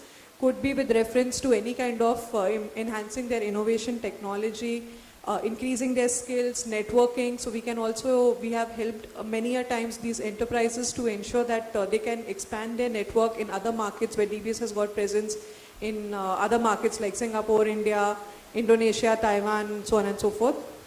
So that's about few activities that we've done. Coming to the second question, which Mukesh was talking about, the partnership front, what do we do? So it's not only just providing a grant, like I said. Since I said we also help customers to increase their business potential across. So we have a huge customer base. We try to expand their opportunities to a lot of my customers and see if we can help them in some form or the other. Thank you, Silpa. I'll just go quickly back on the question again for the fund, which, for example, MSMEs and all you have said. So as an incubator, if any incubator, for example, we have so many incubators here. So if, let's say, they would love to get in association with DBS in any way, so can you help us to understand the processes behind it, the due diligence behind it, and if there is any particular grant which even startups can avail from DBS directly, or the support fund which there might be in terms of the facilities, or like in any way in that way? Yeah, so the eligibility criteria for availing these grants is very, very simple. The social enterprise needs to be working for a social cause, could be socially for environmental issues and seeing how we can have some kind of an impact. They need to have innovative technology to see how we can, it is not a regular activity which is happening, we just try to see if somehow we can just promote innovation. It needs to be a business viable scenario, where the company has a track record of sales and profitability. The enterprise should be in a position to scale up, because if you want to expand the enterprise to various markets, they should have the criteria. They should have ability to scale up, so that's important. Last but not the least, the leadership could be very strong enough on sustainability criteria to see if they have some kind of, not only the leadership, the entire team should be working towards sustainability. So that's something very, very clear eligibility criteria that we have. Coming to the process, it's completely online, there's no physical intervention as such, where you just have to put in your request about your business model and what is your expansion plan, etc. Onto my portal, and we've got a jury based in Singapore. There's a couple of rounds could pitch, and there's an interview session, and with the practice. I'll just end this with one more question to you, which is majorly on the northeast side or for the east side, right? So major of the time, whenever fund comes, there are some of the advantages which we usually give to these kind of regions, right? For example, be it Department of Science and Technology, be it, for example, Atal Innovation Mission, we do have some additional advantages for them, right? So is there any specific thing for two sectors? One is majorly for the East region, let's say, and the another one is for the founders where women are basically leading these kind of organizations. So do we have something like that there? Yeah, so coming to the East component, honestly, there isn't any special criteria, because it's region driven. It's across all my markets, not only India specific. And yes, a lot of initiatives again, which is completely backed by EBS, is something on women empowerment. Like I was talking about the example of Fool, where we have more than 5,000 odd women families which improve their lives and their livelihood. So obviously, like women empowerment kind of a scenario definitely has a upper hand, so that definitely helps. Thank you so much, Silpa, for giving us your valuable time. And I must say that this information is really helpful for people who are here. DBS Bank has been helping a lot of people in terms of the tech support which is there. Also, recently I have met one of the person from the Gurgaon, Nidhi most probably, right? So the vertical support is really wonderful there in terms of the complete tech support which is over there in financial world. So thank you once again for coming here and for giving us your valuable time. And I guess you have your flight to catch. Done. Sure. Thank you so much. Yeah, please.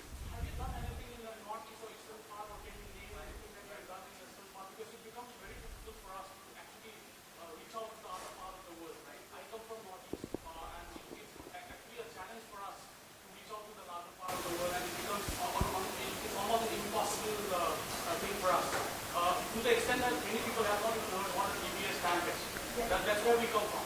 And the fund doesn't reach us, or this support that you are providing doesn't reach us. Second thing, the third thing is like the claims that you are saying that we have been supporting women entrepreneurs, we do have a lot of women entrepreneurs in the eastern part of the country, and we do not see anybody, leveraging this more because the awareness is not there. So have you ever done anything to create an awareness, or have you tapped in any of the incubators or any of the enablers to do this? So, and if you are planning to do, when are you planning to do? That's my question. So first question on the grants, if in case it's given in the Northeast specifically, to be honest, I don't think there's any kind of live grant which is given to the Northeast region as of now.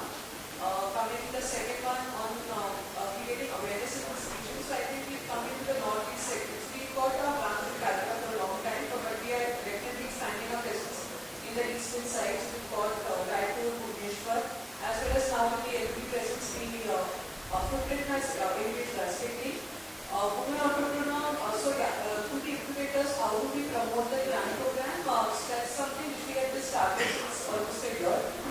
We are working with Head Start with in discussion with AICs to ensure that we promote about our grant program to their startups and see if we can if they can avail any of these offerings. So that's something. So I think the complete partnership is not done, but that's work in progress. But nevertheless, whatever programs are there, we are sharing with a lot of these incubators to see if they can extend it to their startups.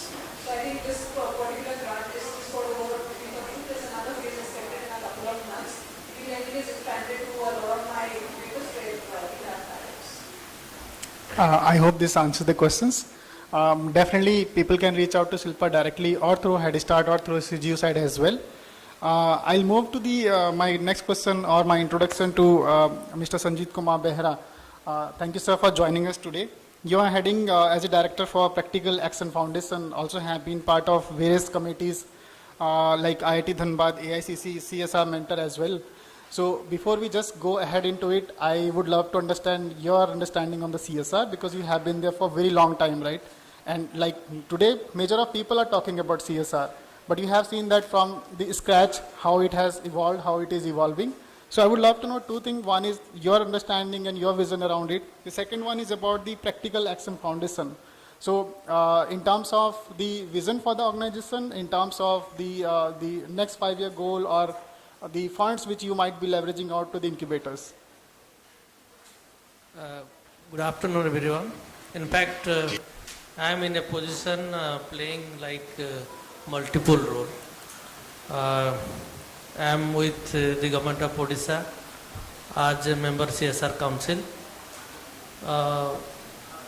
There are, I think, 7 to 8 states in the country having their own council to support the CSR spent in the states. Odisha founded this in 2017, and so far during this COVID and all, hardly a couple of meetings are only being possible. I was going through the website this morning, and I found so far whether it is recorded, it's done or not, I don't know exactly. So far none of the corporate have supported any technical incubation from CSR spent. This is one thing that this forum might be interested to learn. So like people who are into the domain can really approach the corporates with their own ideas, and there is huge scope of being funded from the CSR. The other role I play is I am the director for Practical Action Foundation. It's a global charity. And here we have been funded by some of the good corporate houses like Bill and Melinda Gates Foundation, Orgam Foundation, Web. And in Odisha and across India, we have been able to demonstrate some of the technology challenging poverty. For example, in Odisha, we do have FSTP, Fecal Sludge Treatment Plant, supported by Bill and Melinda Gates Foundation. This is the second plant in the country. It's in Dhenkanal. To treat the fecal material and give clean water and waste for the betterment of the environment. And from support from Abin Web in Karnataka, we have been able to demonstrate renewable energy for livelihood. And in Northeast, we have been able to demonstrate GGR, Gravity Goods Ropeway, and it's in Nagaland. In 2 districts, we have been able to demonstrate this. This is something that zero energy transport for agriculture produce from the top of the hills to the valley. And this itself can be a business for some of the startups. I would request people from Northeast to take this as a business. Like we used to have cabs and rent it. You can own GGRs and you can rent it. And it's a no energy initiative. Also energy based GGR the ropeways can also be established. Coming to the other role is I am a mentor CSR for IIT ISM Dhanbad, wherein I am trying to pull couple of corporates to support the initiatives undertaken by the IIT ISM Dhanbad. So far, I think we are progressing in 2-3 corporate houses.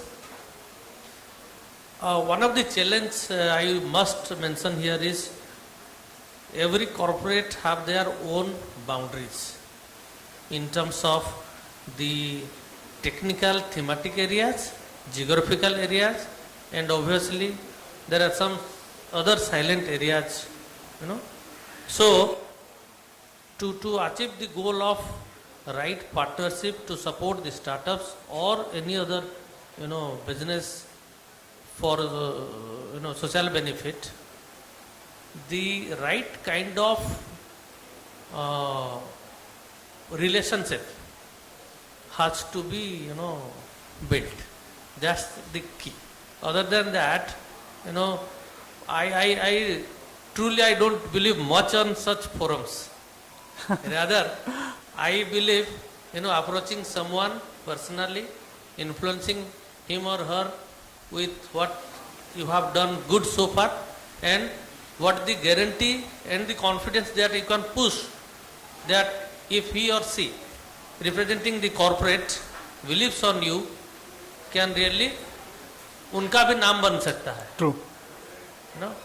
So these forums can be the beginning, but I would suggest to really work more upon it and sharpen your approach, test your ideas, and then go bigger for bigger supports and all.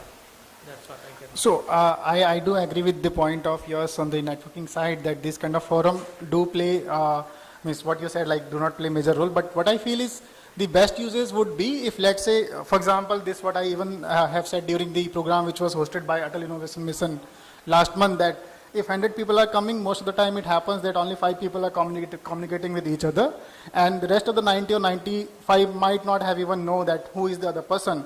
So I believe that the best uses would be to communicate, to interact with all the people who are coming there. Of course, there should be no hesitation, no hustle. Directly go and ask, because the worst you can get is the no, right? So as an entrepreneur myself, I feel that we are also, as an incubator, we are entrepreneur ourselves. So that's where is one thing. But I'll just go to one more question again to you, sir. Major of the incubator have felt or have found a problem when they go for the CSR fund because of the not clear understanding of the policy. Major of the incubators comes under Section 8. Then they also have challenges with equity in terms of grabbing it out or not. We have been dealing out with various incubators in the past from the Head Start side. So let's say if any incubator have to go for CSR fund, being you into community for various organizations like with IIT, ISM Dhanbad as well. So how do you see that policy barrier over there, and how basically they can pass it on? And let's say if as an incubator I have to leverage that fund, what kind of basic challenges or basic processes I have to follow? So if you can enlighten us with those points as well. Hello. In fact, when we approach CSR, equity is not there. right? As because the CSR fund is mostly and always a grant. So this can be the beginning for a startup or a business, but for business expansion or the second stage, it's better to approach banks and other. So the CSR fund can be the beginning of the startup support in terms of grant only. Got right? it. And because CSR is purely a grant, and they are registered under non-profit, so they won't be interested for any equity in the startups. So that angle is not here in the CSR grant. So as an incubator, do they also have to manage any compliance other than what they are already managing with their funding bodies? I think since 2019 the government has given that mandate for the CSR to invest in incubation. Prior to that it was not there. Got that. Do Prior we to have that any one had to have the non-profit registration, but I think 2019 onwards now the incubators can directly approach the CSR. Thank you for this one. Do we have any questions here? Yeah. So I'll move to Vijeta now, and Vijeta have been a very good friend as well as have been wearing multiple hats in the ecosystem. He just not be part of the Head Start as a volunteer, but have been part of various other funds, various other organizations as well. I'll just start with the organization which you come from, Dexter Capital and Angels, right? Which definitely have been supporting, I believe that 22 plus startups you have supported. So I would love to know your understanding on the CSR side. Not just only CSR, but also on the fund side. For example, as an incubator, what should be the KPIs for them to reach out to various organizations? If it is a CSR fund, if it is an angel investment fund, what should be the approach for them? Because that's one particular point where major of organizations do face challenges. So being into that ecosystem, would love to understand your view over there. Sure. Thank you so much, Mukesh. And yes, Head Start does a lot of wonderful work. It's a privilege for us to be able to support the ecosystem and community. And yes, let's focus on the startups and founders. I will say one more thing, sir. I will take the word that you all have been saying about sharpen your approach, do more research work. So for example, if you're a startup or a founder in say X kind of industry, find out who are the enterprises who have a CSR wing who focus on this particular industry, and then look at what is the past projects. And this is all public information. Look at who are the people, what do they talk about, what are the white papers that they have released, which are the organizations or startups in the past that they have supported, and accordingly tailor make your approach that you have to do. Number one. Number two, remember we're coming out of the pandemic era. So it's very difficult to actually come to events and to get time from the people that you matter. So maybe you all should understand how to use LinkedIn, how to get referrals, volunteer and become part of organizations like Head Start, because it's a journey that hundreds of us have taken, and now we all know where we are working and what we're doing and what position of influence that we have, right? That's number one. Number two is that do not hesitate, do not get scared, but be very clear on how you write your proposal and how you approach people. Take help. I think this is something one must say this, that because there are people and organizations, like I come from TIE Bangalore, I volunteered at Head Start, I've been part of NASSCOM, and I must say the work that NASSCOM Foundation does and the kind of work that the ecosystem comes together and does, take help, because you really got to get your approach, the way you write your grant application, etc. That's very critical. That's number one. Number two, really show that you don't want just money because it's so-called easy money. That's I think the most dangerous thing to do. I must say this, my wife works for an NGO, and she tells me about how strict those compliance laws are and how everyone wants to really know how these funds are being really utilized, rather than just, I got some money and let me, enjoy it. It doesn't work that way. In fact, you're extremely responsible for the CSR funds that you raise from corporates or foundations, because you have to really utilize those funds really, really well. And then the moment you start showing the impact, the moment you start doing a very deep self-audit and take the help of companies like Satwa, etc., and I can, for the startups out there, I can recommend a lot of very good people who can mentor you on how to use, I will take a name, for example, Madan Padki, who is the current president of TIE Bangalore, but he's, the Game Accelerator, One Bridge and the UVA program. They work with UNDP, with UNICEF and all that. They're subject matter experts on how to write applications. But they do it with empathy and they do it with the love, affection and genuineness. So once that comes out, I don't think it's difficult to get the funds. The moment you show that you're utilizing these funds well, you're really getting an impact, you get testimonials, I think that's the route that you take. And see, from the startups, look, money is money. You all need money, funding from wherever it comes, whether it comes as, little bit of collateral backed loans, or it comes as equity, or it comes as CSR, it comes as friends, family, utilize it well, and money is important. It does cost a lot of money to run organizations and even to set up these kind of beautiful conferences. Value, whatever it is, we don't want to dispute about that, but the fact that people can come together, network, take help, take support, I think that's what really matters. And if I may take a second, and whoever is there in the room, let's not get bored, raise a cheer for yourself for being here. Seriously. Being here, interacting, talking, and after we finish this panel discussion, I'm not the important person, but catch the corporate folks and ask them help on how to win the CSR funds from them. So Mukesh, that's what I would like to say. Thank you so much. Thank you, Vijeta, and thank you for giving this in detail, that different perspective toward the money, toward the funds.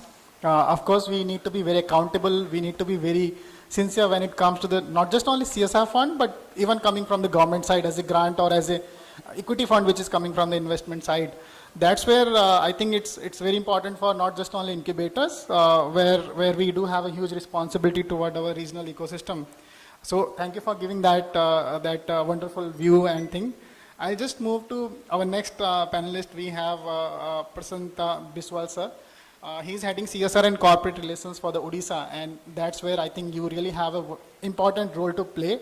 Not only just to give a clear understanding, but also to mentors.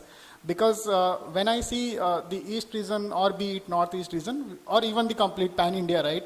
This mentoring is very important for us, because we really are in that stage where the people who are from the CSR are very few. Like sir has already said, we only have 7 or 8 councils as of now in the country, right?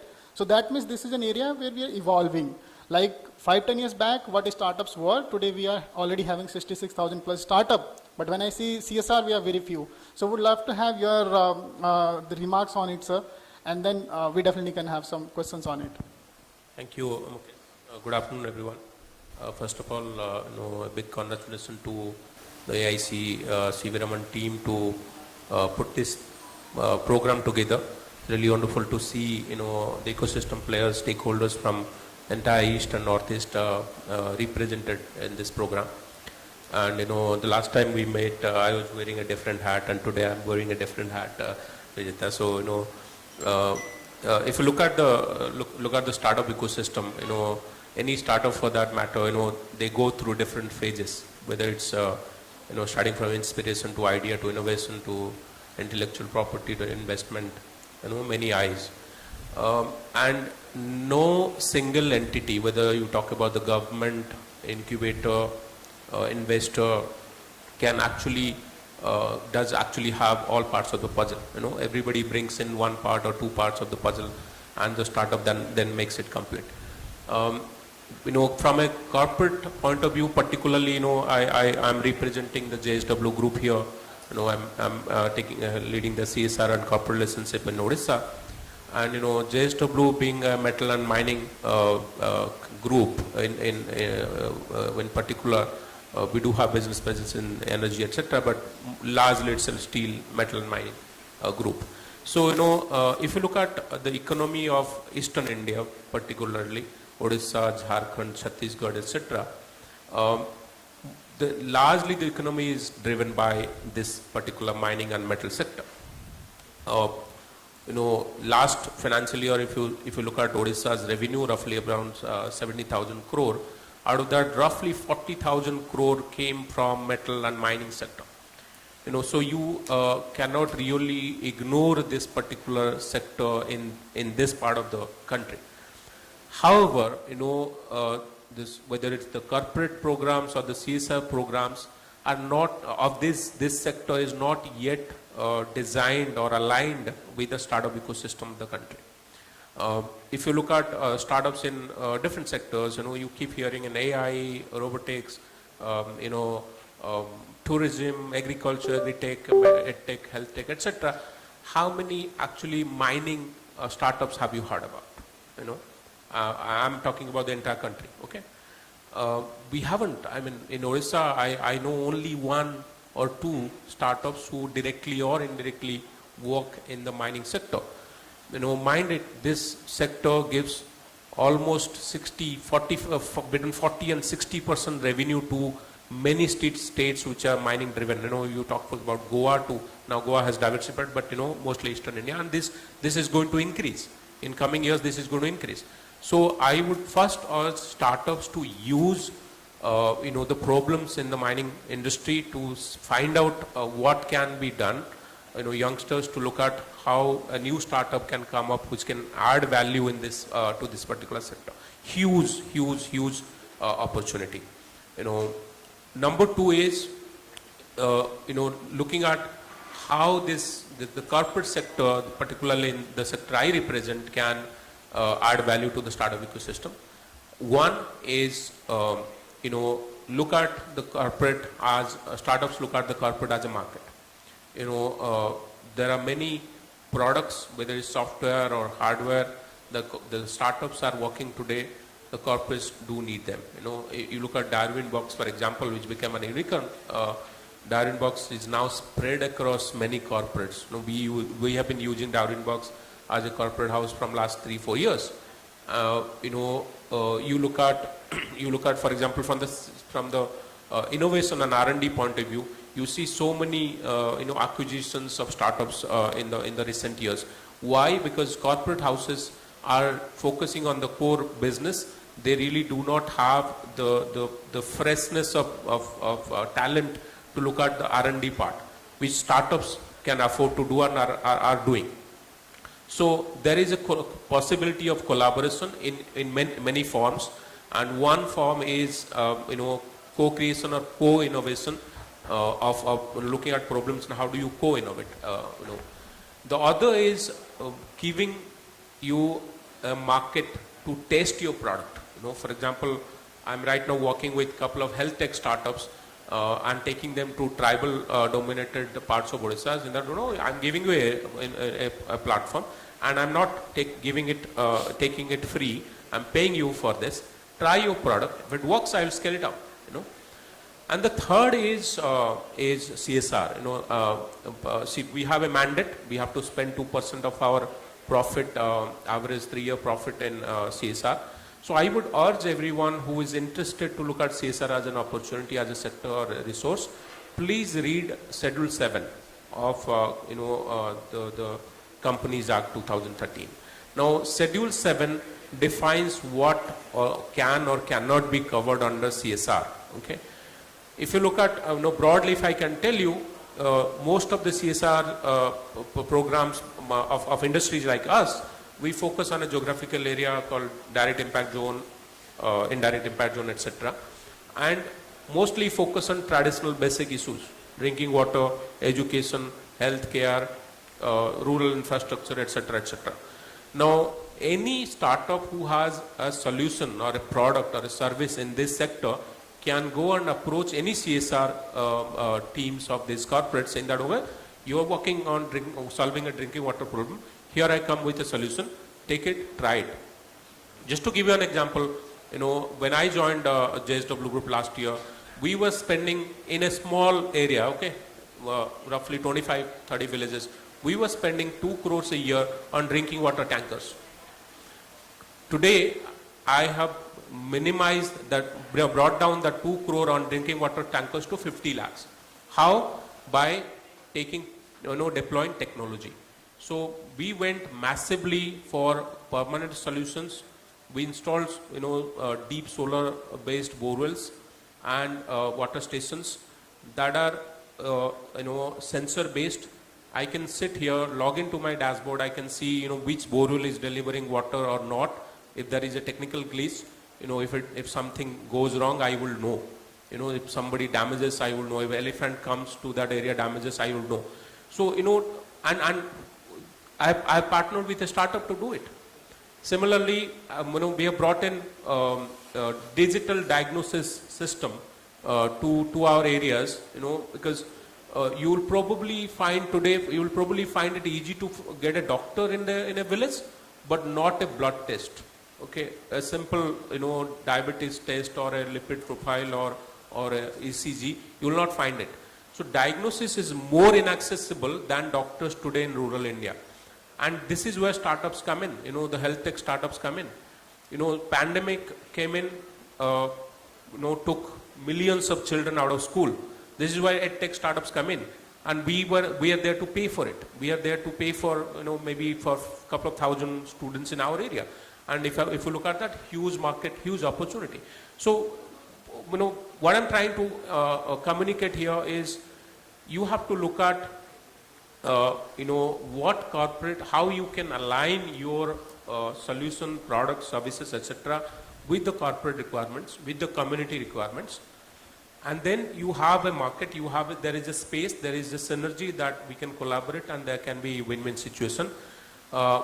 Incubation, not yet, corporates like us are not yet comfortable putting money into incubators, to be honest.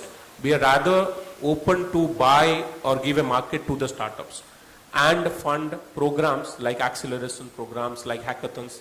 I'm right now going for a mining acceleration program with STPI to come up with digital solutions for mining. And we've initiated it now.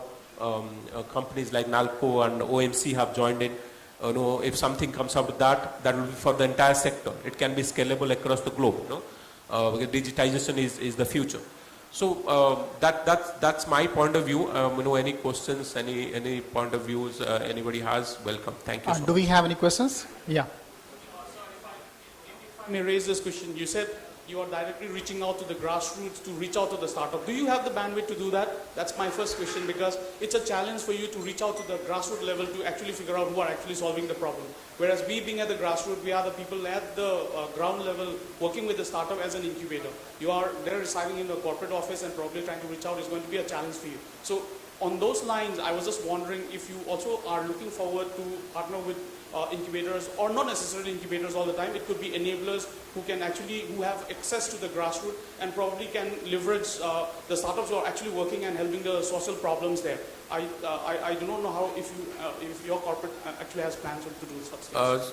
Good question. See, I mean, every corporate has its own teams in the grassroots which work on implementing programs. There are partners also who implement programs. Why I said, we're not yet comfortable putting money into incubators, because, incubators themselves are startups. Okay. Not many incubators have actually figured out, that's my personal view, not many incubators have actually figured out what is the right business model for them today, how to sustain themselves or how to support a startup for that example, for that matter.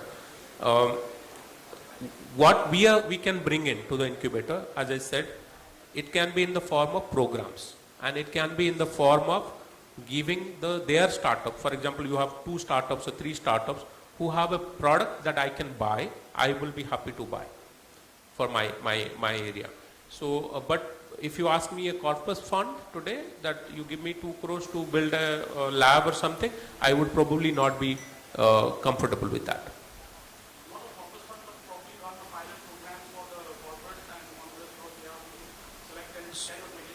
So if you call it an acceleration program or a hackathon which identifies a problem, comes up, tries to develop a solution, then probably yes, but that has to be, see, as Vijeta was talking about, the fund utilization has been very, very stricter.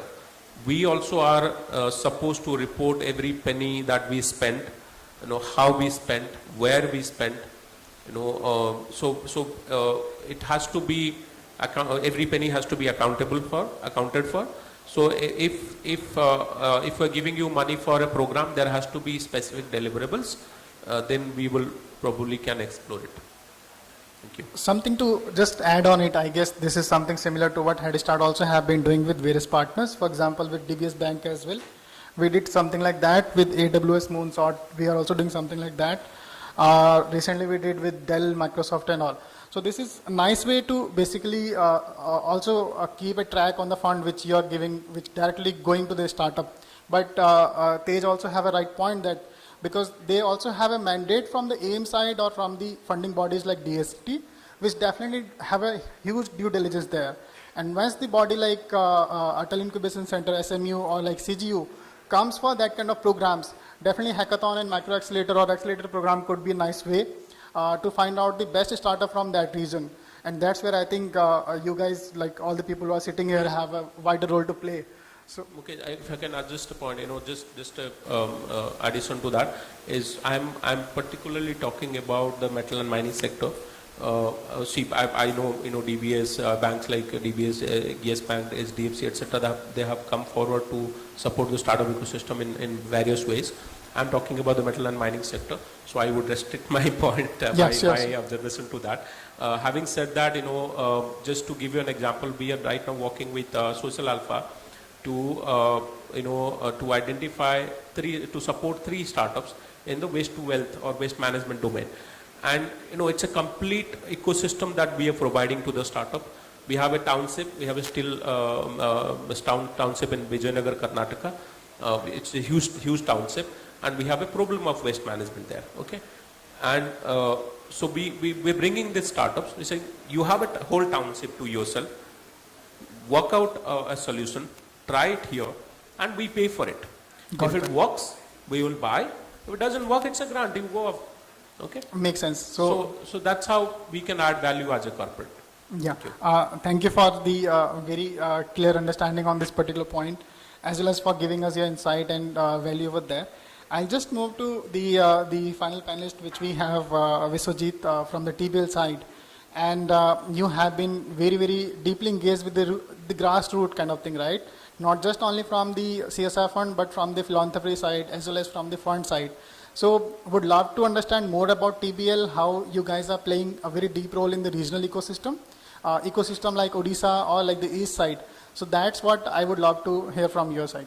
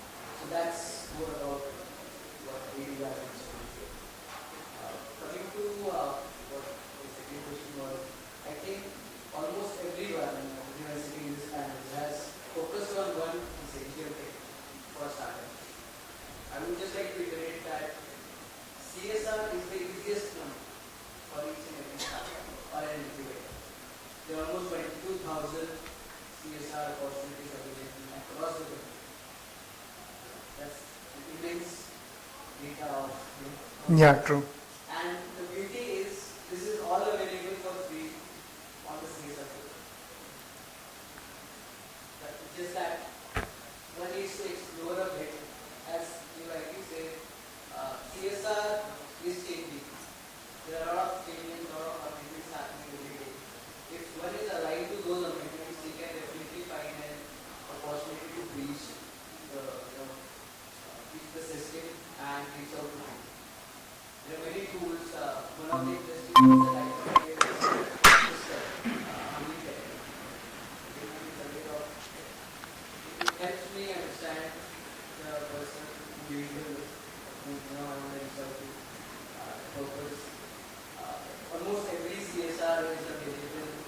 showcasing the impact of liquid. One has to be reachable to those CSR objectives. One thing that I also was trying to make note was the biggest challenge in startups is the preparation. Earlier, before 2019, it was very difficult because funding incubators was not very defined in Odisha. But since the new law has came, they have made provisions which are supporting incubators and startups. But to adhere to that, or to reach out to that, or even to be eligible to that, there is a whole set of due diligence, a whole set of readiness that every individual has to have. And that's where while we need to sharpen our own source, that I believe everyone has to become fundraising ready, because with CSRs, this is anecdotal fact. A lot of time funding is declared in the month of November, True. which is going to exhaust in March.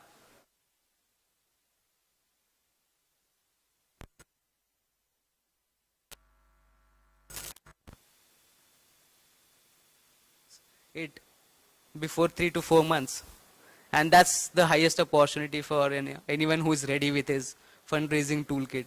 So one of these workshops that we conduct is how to be fundraising ready, in terms of CSR. As I said, 22,000 opportunities are there outside, and that is for each and every corner of the country.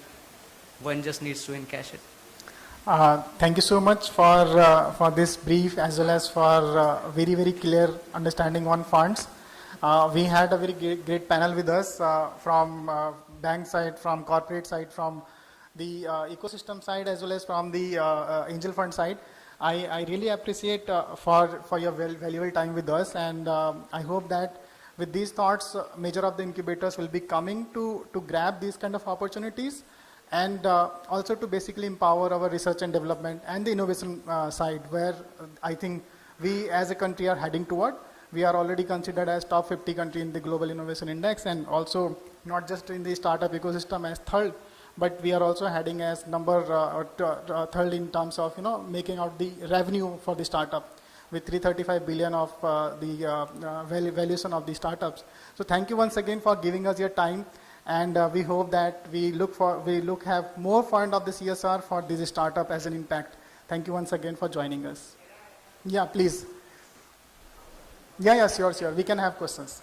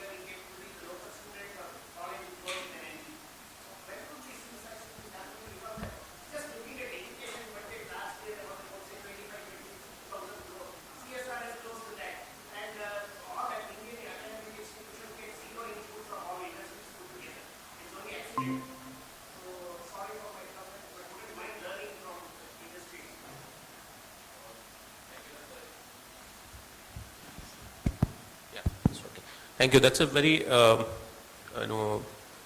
valid question. When do you expect CSRs? I would not say CSR corporates in particular, going proactively towards startups as a and as a planned thing. So I'd say it'll take some more time as the startup ecosystem also keeps maturing. The understanding of startup ecosystem, how startups can help companies resolve problems, that is also evolving slowly. So I think there will be a time when, hopefully soon, just to share an anecdote, I just came to this program, from a meeting with one of the big 4 consulting companies to create a strategy for our group in Odisha, particularly related to CSR. Now that's a 10-year plan we're working on. Okay, there are certain areas we're prioritizing, which are the biggest needs of the communities in our area, and wherever possible, if I have the understanding of the startup ecosystem and how startups can add value to my programs, so to help me achieve my goals, I would be happy put that money there. We as a group spend about close to 400 crore now per year in CSR. In Odisha, we spend close to 70-80 crores in a year. And going forward, it's going to be multifold, in a couple of years. We'll be happy to fund programs which solves the problem that I'm working on, or as a group we're working on. If somebody presents me that and shows me value, why not? Okay. Proactively also, because when we look for a partner, we float a tender, we float a call for a proposal, saying that this is the problem we want to address in X villages, this is the budget, or this is what we want. How many startups can apply? Let them apply. We don't want to differentiate there. We don't want to differentiate between an MSME startup or a corporate. We want the right solution, the best solution at the best price, and which can have the best impact in my community. And I have the money, and I will be happy to pay for it. Thank you.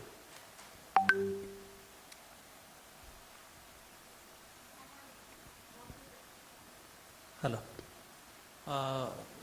Maybe adding to your question, the key is convergence. Now, who will ensure it? One of the example of ensuring this is in the state of Odisha CSR Council, जहाँ से मैं belong करता हूँ. But how about the leadership? How about the policy? If it's not happening, then who is responsible for what? So there are many things to be defined.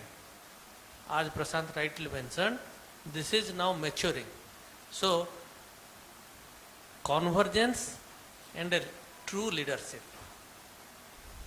If I cite one example from the state itself, when we started our career in 2001, it was all self-help group, supporting self-help group, funding and all, right? And today the state have a department, had got a ministry to streamline self-help groups. So also the startup ecosystem has to come up with such a system. Let's see who is taking the lead and ensuring. Do we have any more questions? Yeah. I think we can end, and we definitely can have this one-to-one question.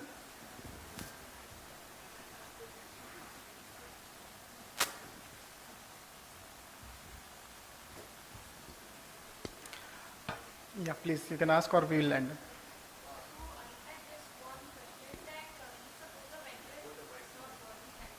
Yeah, please go ahead, no worries. Okay. So, if suppose there is a venture in which there is, it's a for-profit venture, but it also has a part of it which is being donated for the welfare of the society, so that is that startup will also be eligible for CSR grant.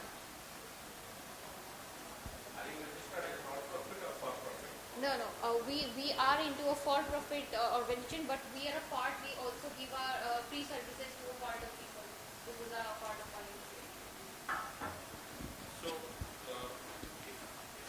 I for most startups are for profits, and if they are able to take a grant from the incubator, you can definitely take. That money has to be routed through the incubator, which should be registered as a Section 8 as per my understanding. Yeah. So absolutely no issues taking a grant, as far as for-profit startup is concerned. So to take a grant from a CSR directly, you have to be a non-profit. If you are a for-profit, you can still take money, but not as a grant, but maybe as an order, work order or something else. If you're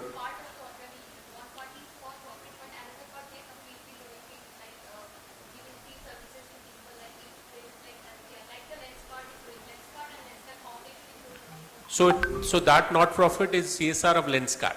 Okay. So you're talking about, of philanthropy, if not CSR, if you're not eligible to do CSR, philanthropy. So that doesn't matter to me. Okay, as a company, that doesn't matter to me. If I have to give you a grant, it has to be so. Some organizations, some corporates give you a blanket grant. You want to do something, take the money and do. In some corporates, I want to do something, and you do it for me. I pay you to do it, right? Whether I pay you as a grant or not depends on your registration status, your legal status, for profit or not for profit. If for profit, you take a work order, invoice me and take payment. If not for profit, enter in an MOU, give me a TG certificate, take the money as grant. Thank you. I think with this we'll end this particular panel, and once again, I'd like to add one or couple of things. I forgot to mention one important area of our learning was every year almost 10% of organizations are getting into the CSR pool. And not everyone is well aware of the law, policies or the regulations, those are changing. So a lot of times these CSRs with small ticket sizes, they are into like 10 lakhs, 20 lakhs. They need to be made aware of what is happening outside. So if a startup is that smart to educate a CSR in a right manner, or to present a case where a CSR learns that, okay, this is also a possible area, then that is also one of the opportunities that can be encashed, because a lot of talent is available with startups. But as a new CSR company, they want to be very mindful of not crossing any check mark, as per the CSR guidelines. So that was one. And the second thing I would like to second him as, you need to define your legal status while you are approaching. For CSR, they have ways to reach out to you. But what is your intent does really matters. As he rightly said, there are a couple of opportunities. You can be the service vendor, you can represent a Section 8, or you can represent an NGO, but again, in that case, you will have to have a 3 years line of credibility showing them annual reports and at least 12 to 13 mandatory documents. It's a huge list.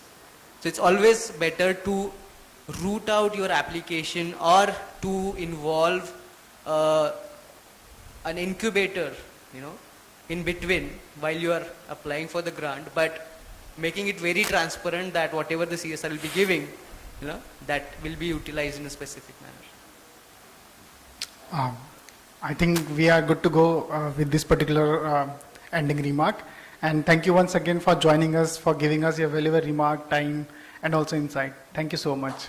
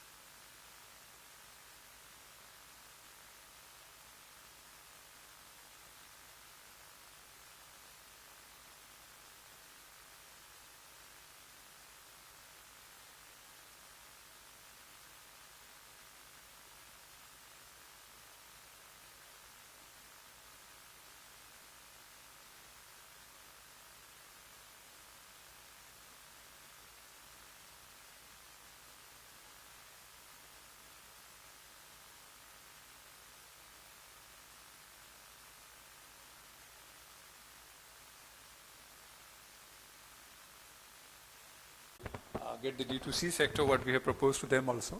So I request Mr. Rasmiranjan Sahu to come on and mention the kind of D2C startups and its status in Odisha startups as per his experience. So please have a seat on the stage. Trivedi ji, aap आओगे? So from investor side, I also invite Mr. Trivedi to come on stage and discuss how D2C is what they look in D2C and why they say that D2C is the next. Okay. Can we have the microphone?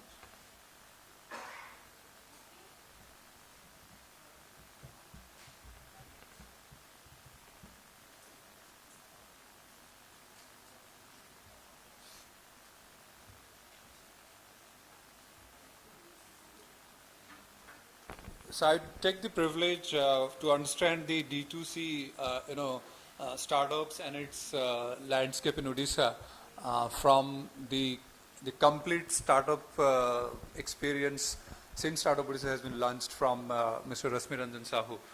So can you just brief about what sort of status the D2C startups are there in Odisha and what they look up to, and the way you also discussed with us that we should be bringing in all the D2C startups in Odisha and help them getting into an accelerator program, structure their things to get invested or to get more sustainable than what they are in. Good evening, everyone. So I must say that CV Raman AIC, they have initiated with an accelerator program called D2C.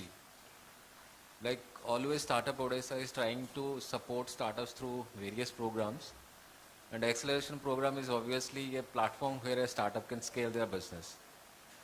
And we urge that whenever somebody is doing any acceleration program, that has to be a sector specific or a segment wise, where you can identify specific startups and provide a platform where they can scale their business.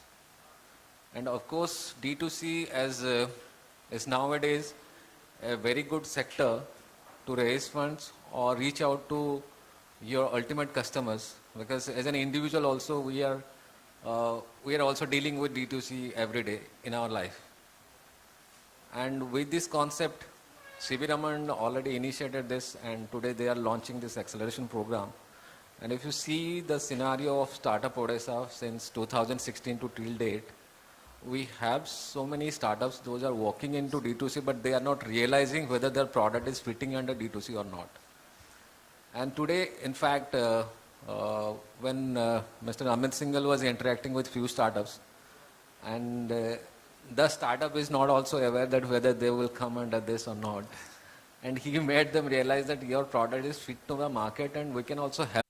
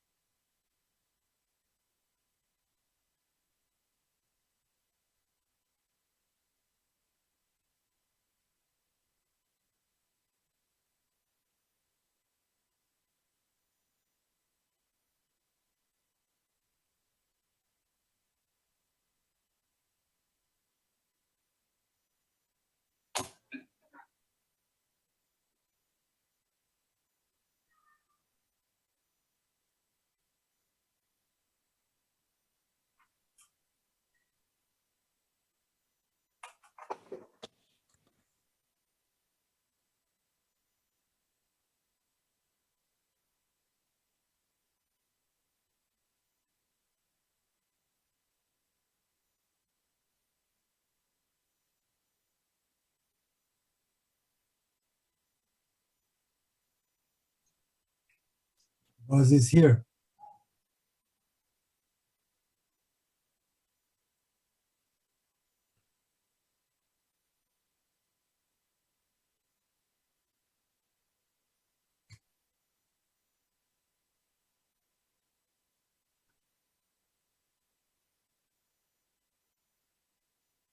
Hello, I am here.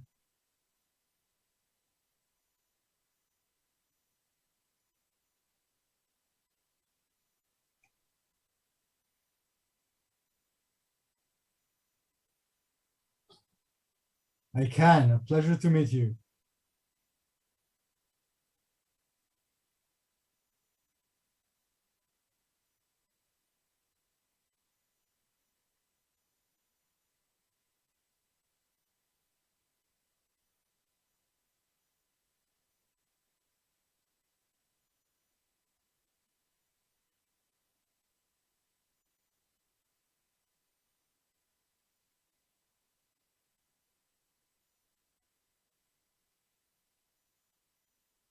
Recording in progress.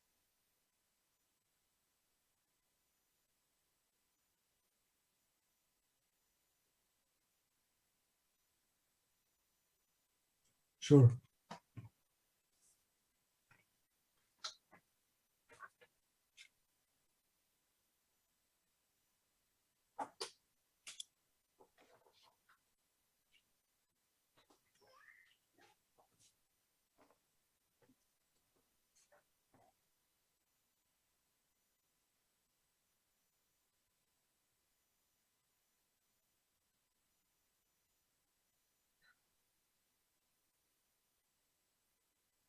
Thank you.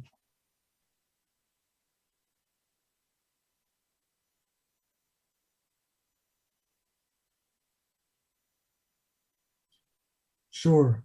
A few words about ParaZero. We are a leading safety provider for drones and unmanned vehicles. We are located in Israel, and we are delighted to be chosen by Bonvi as their safety solution provider.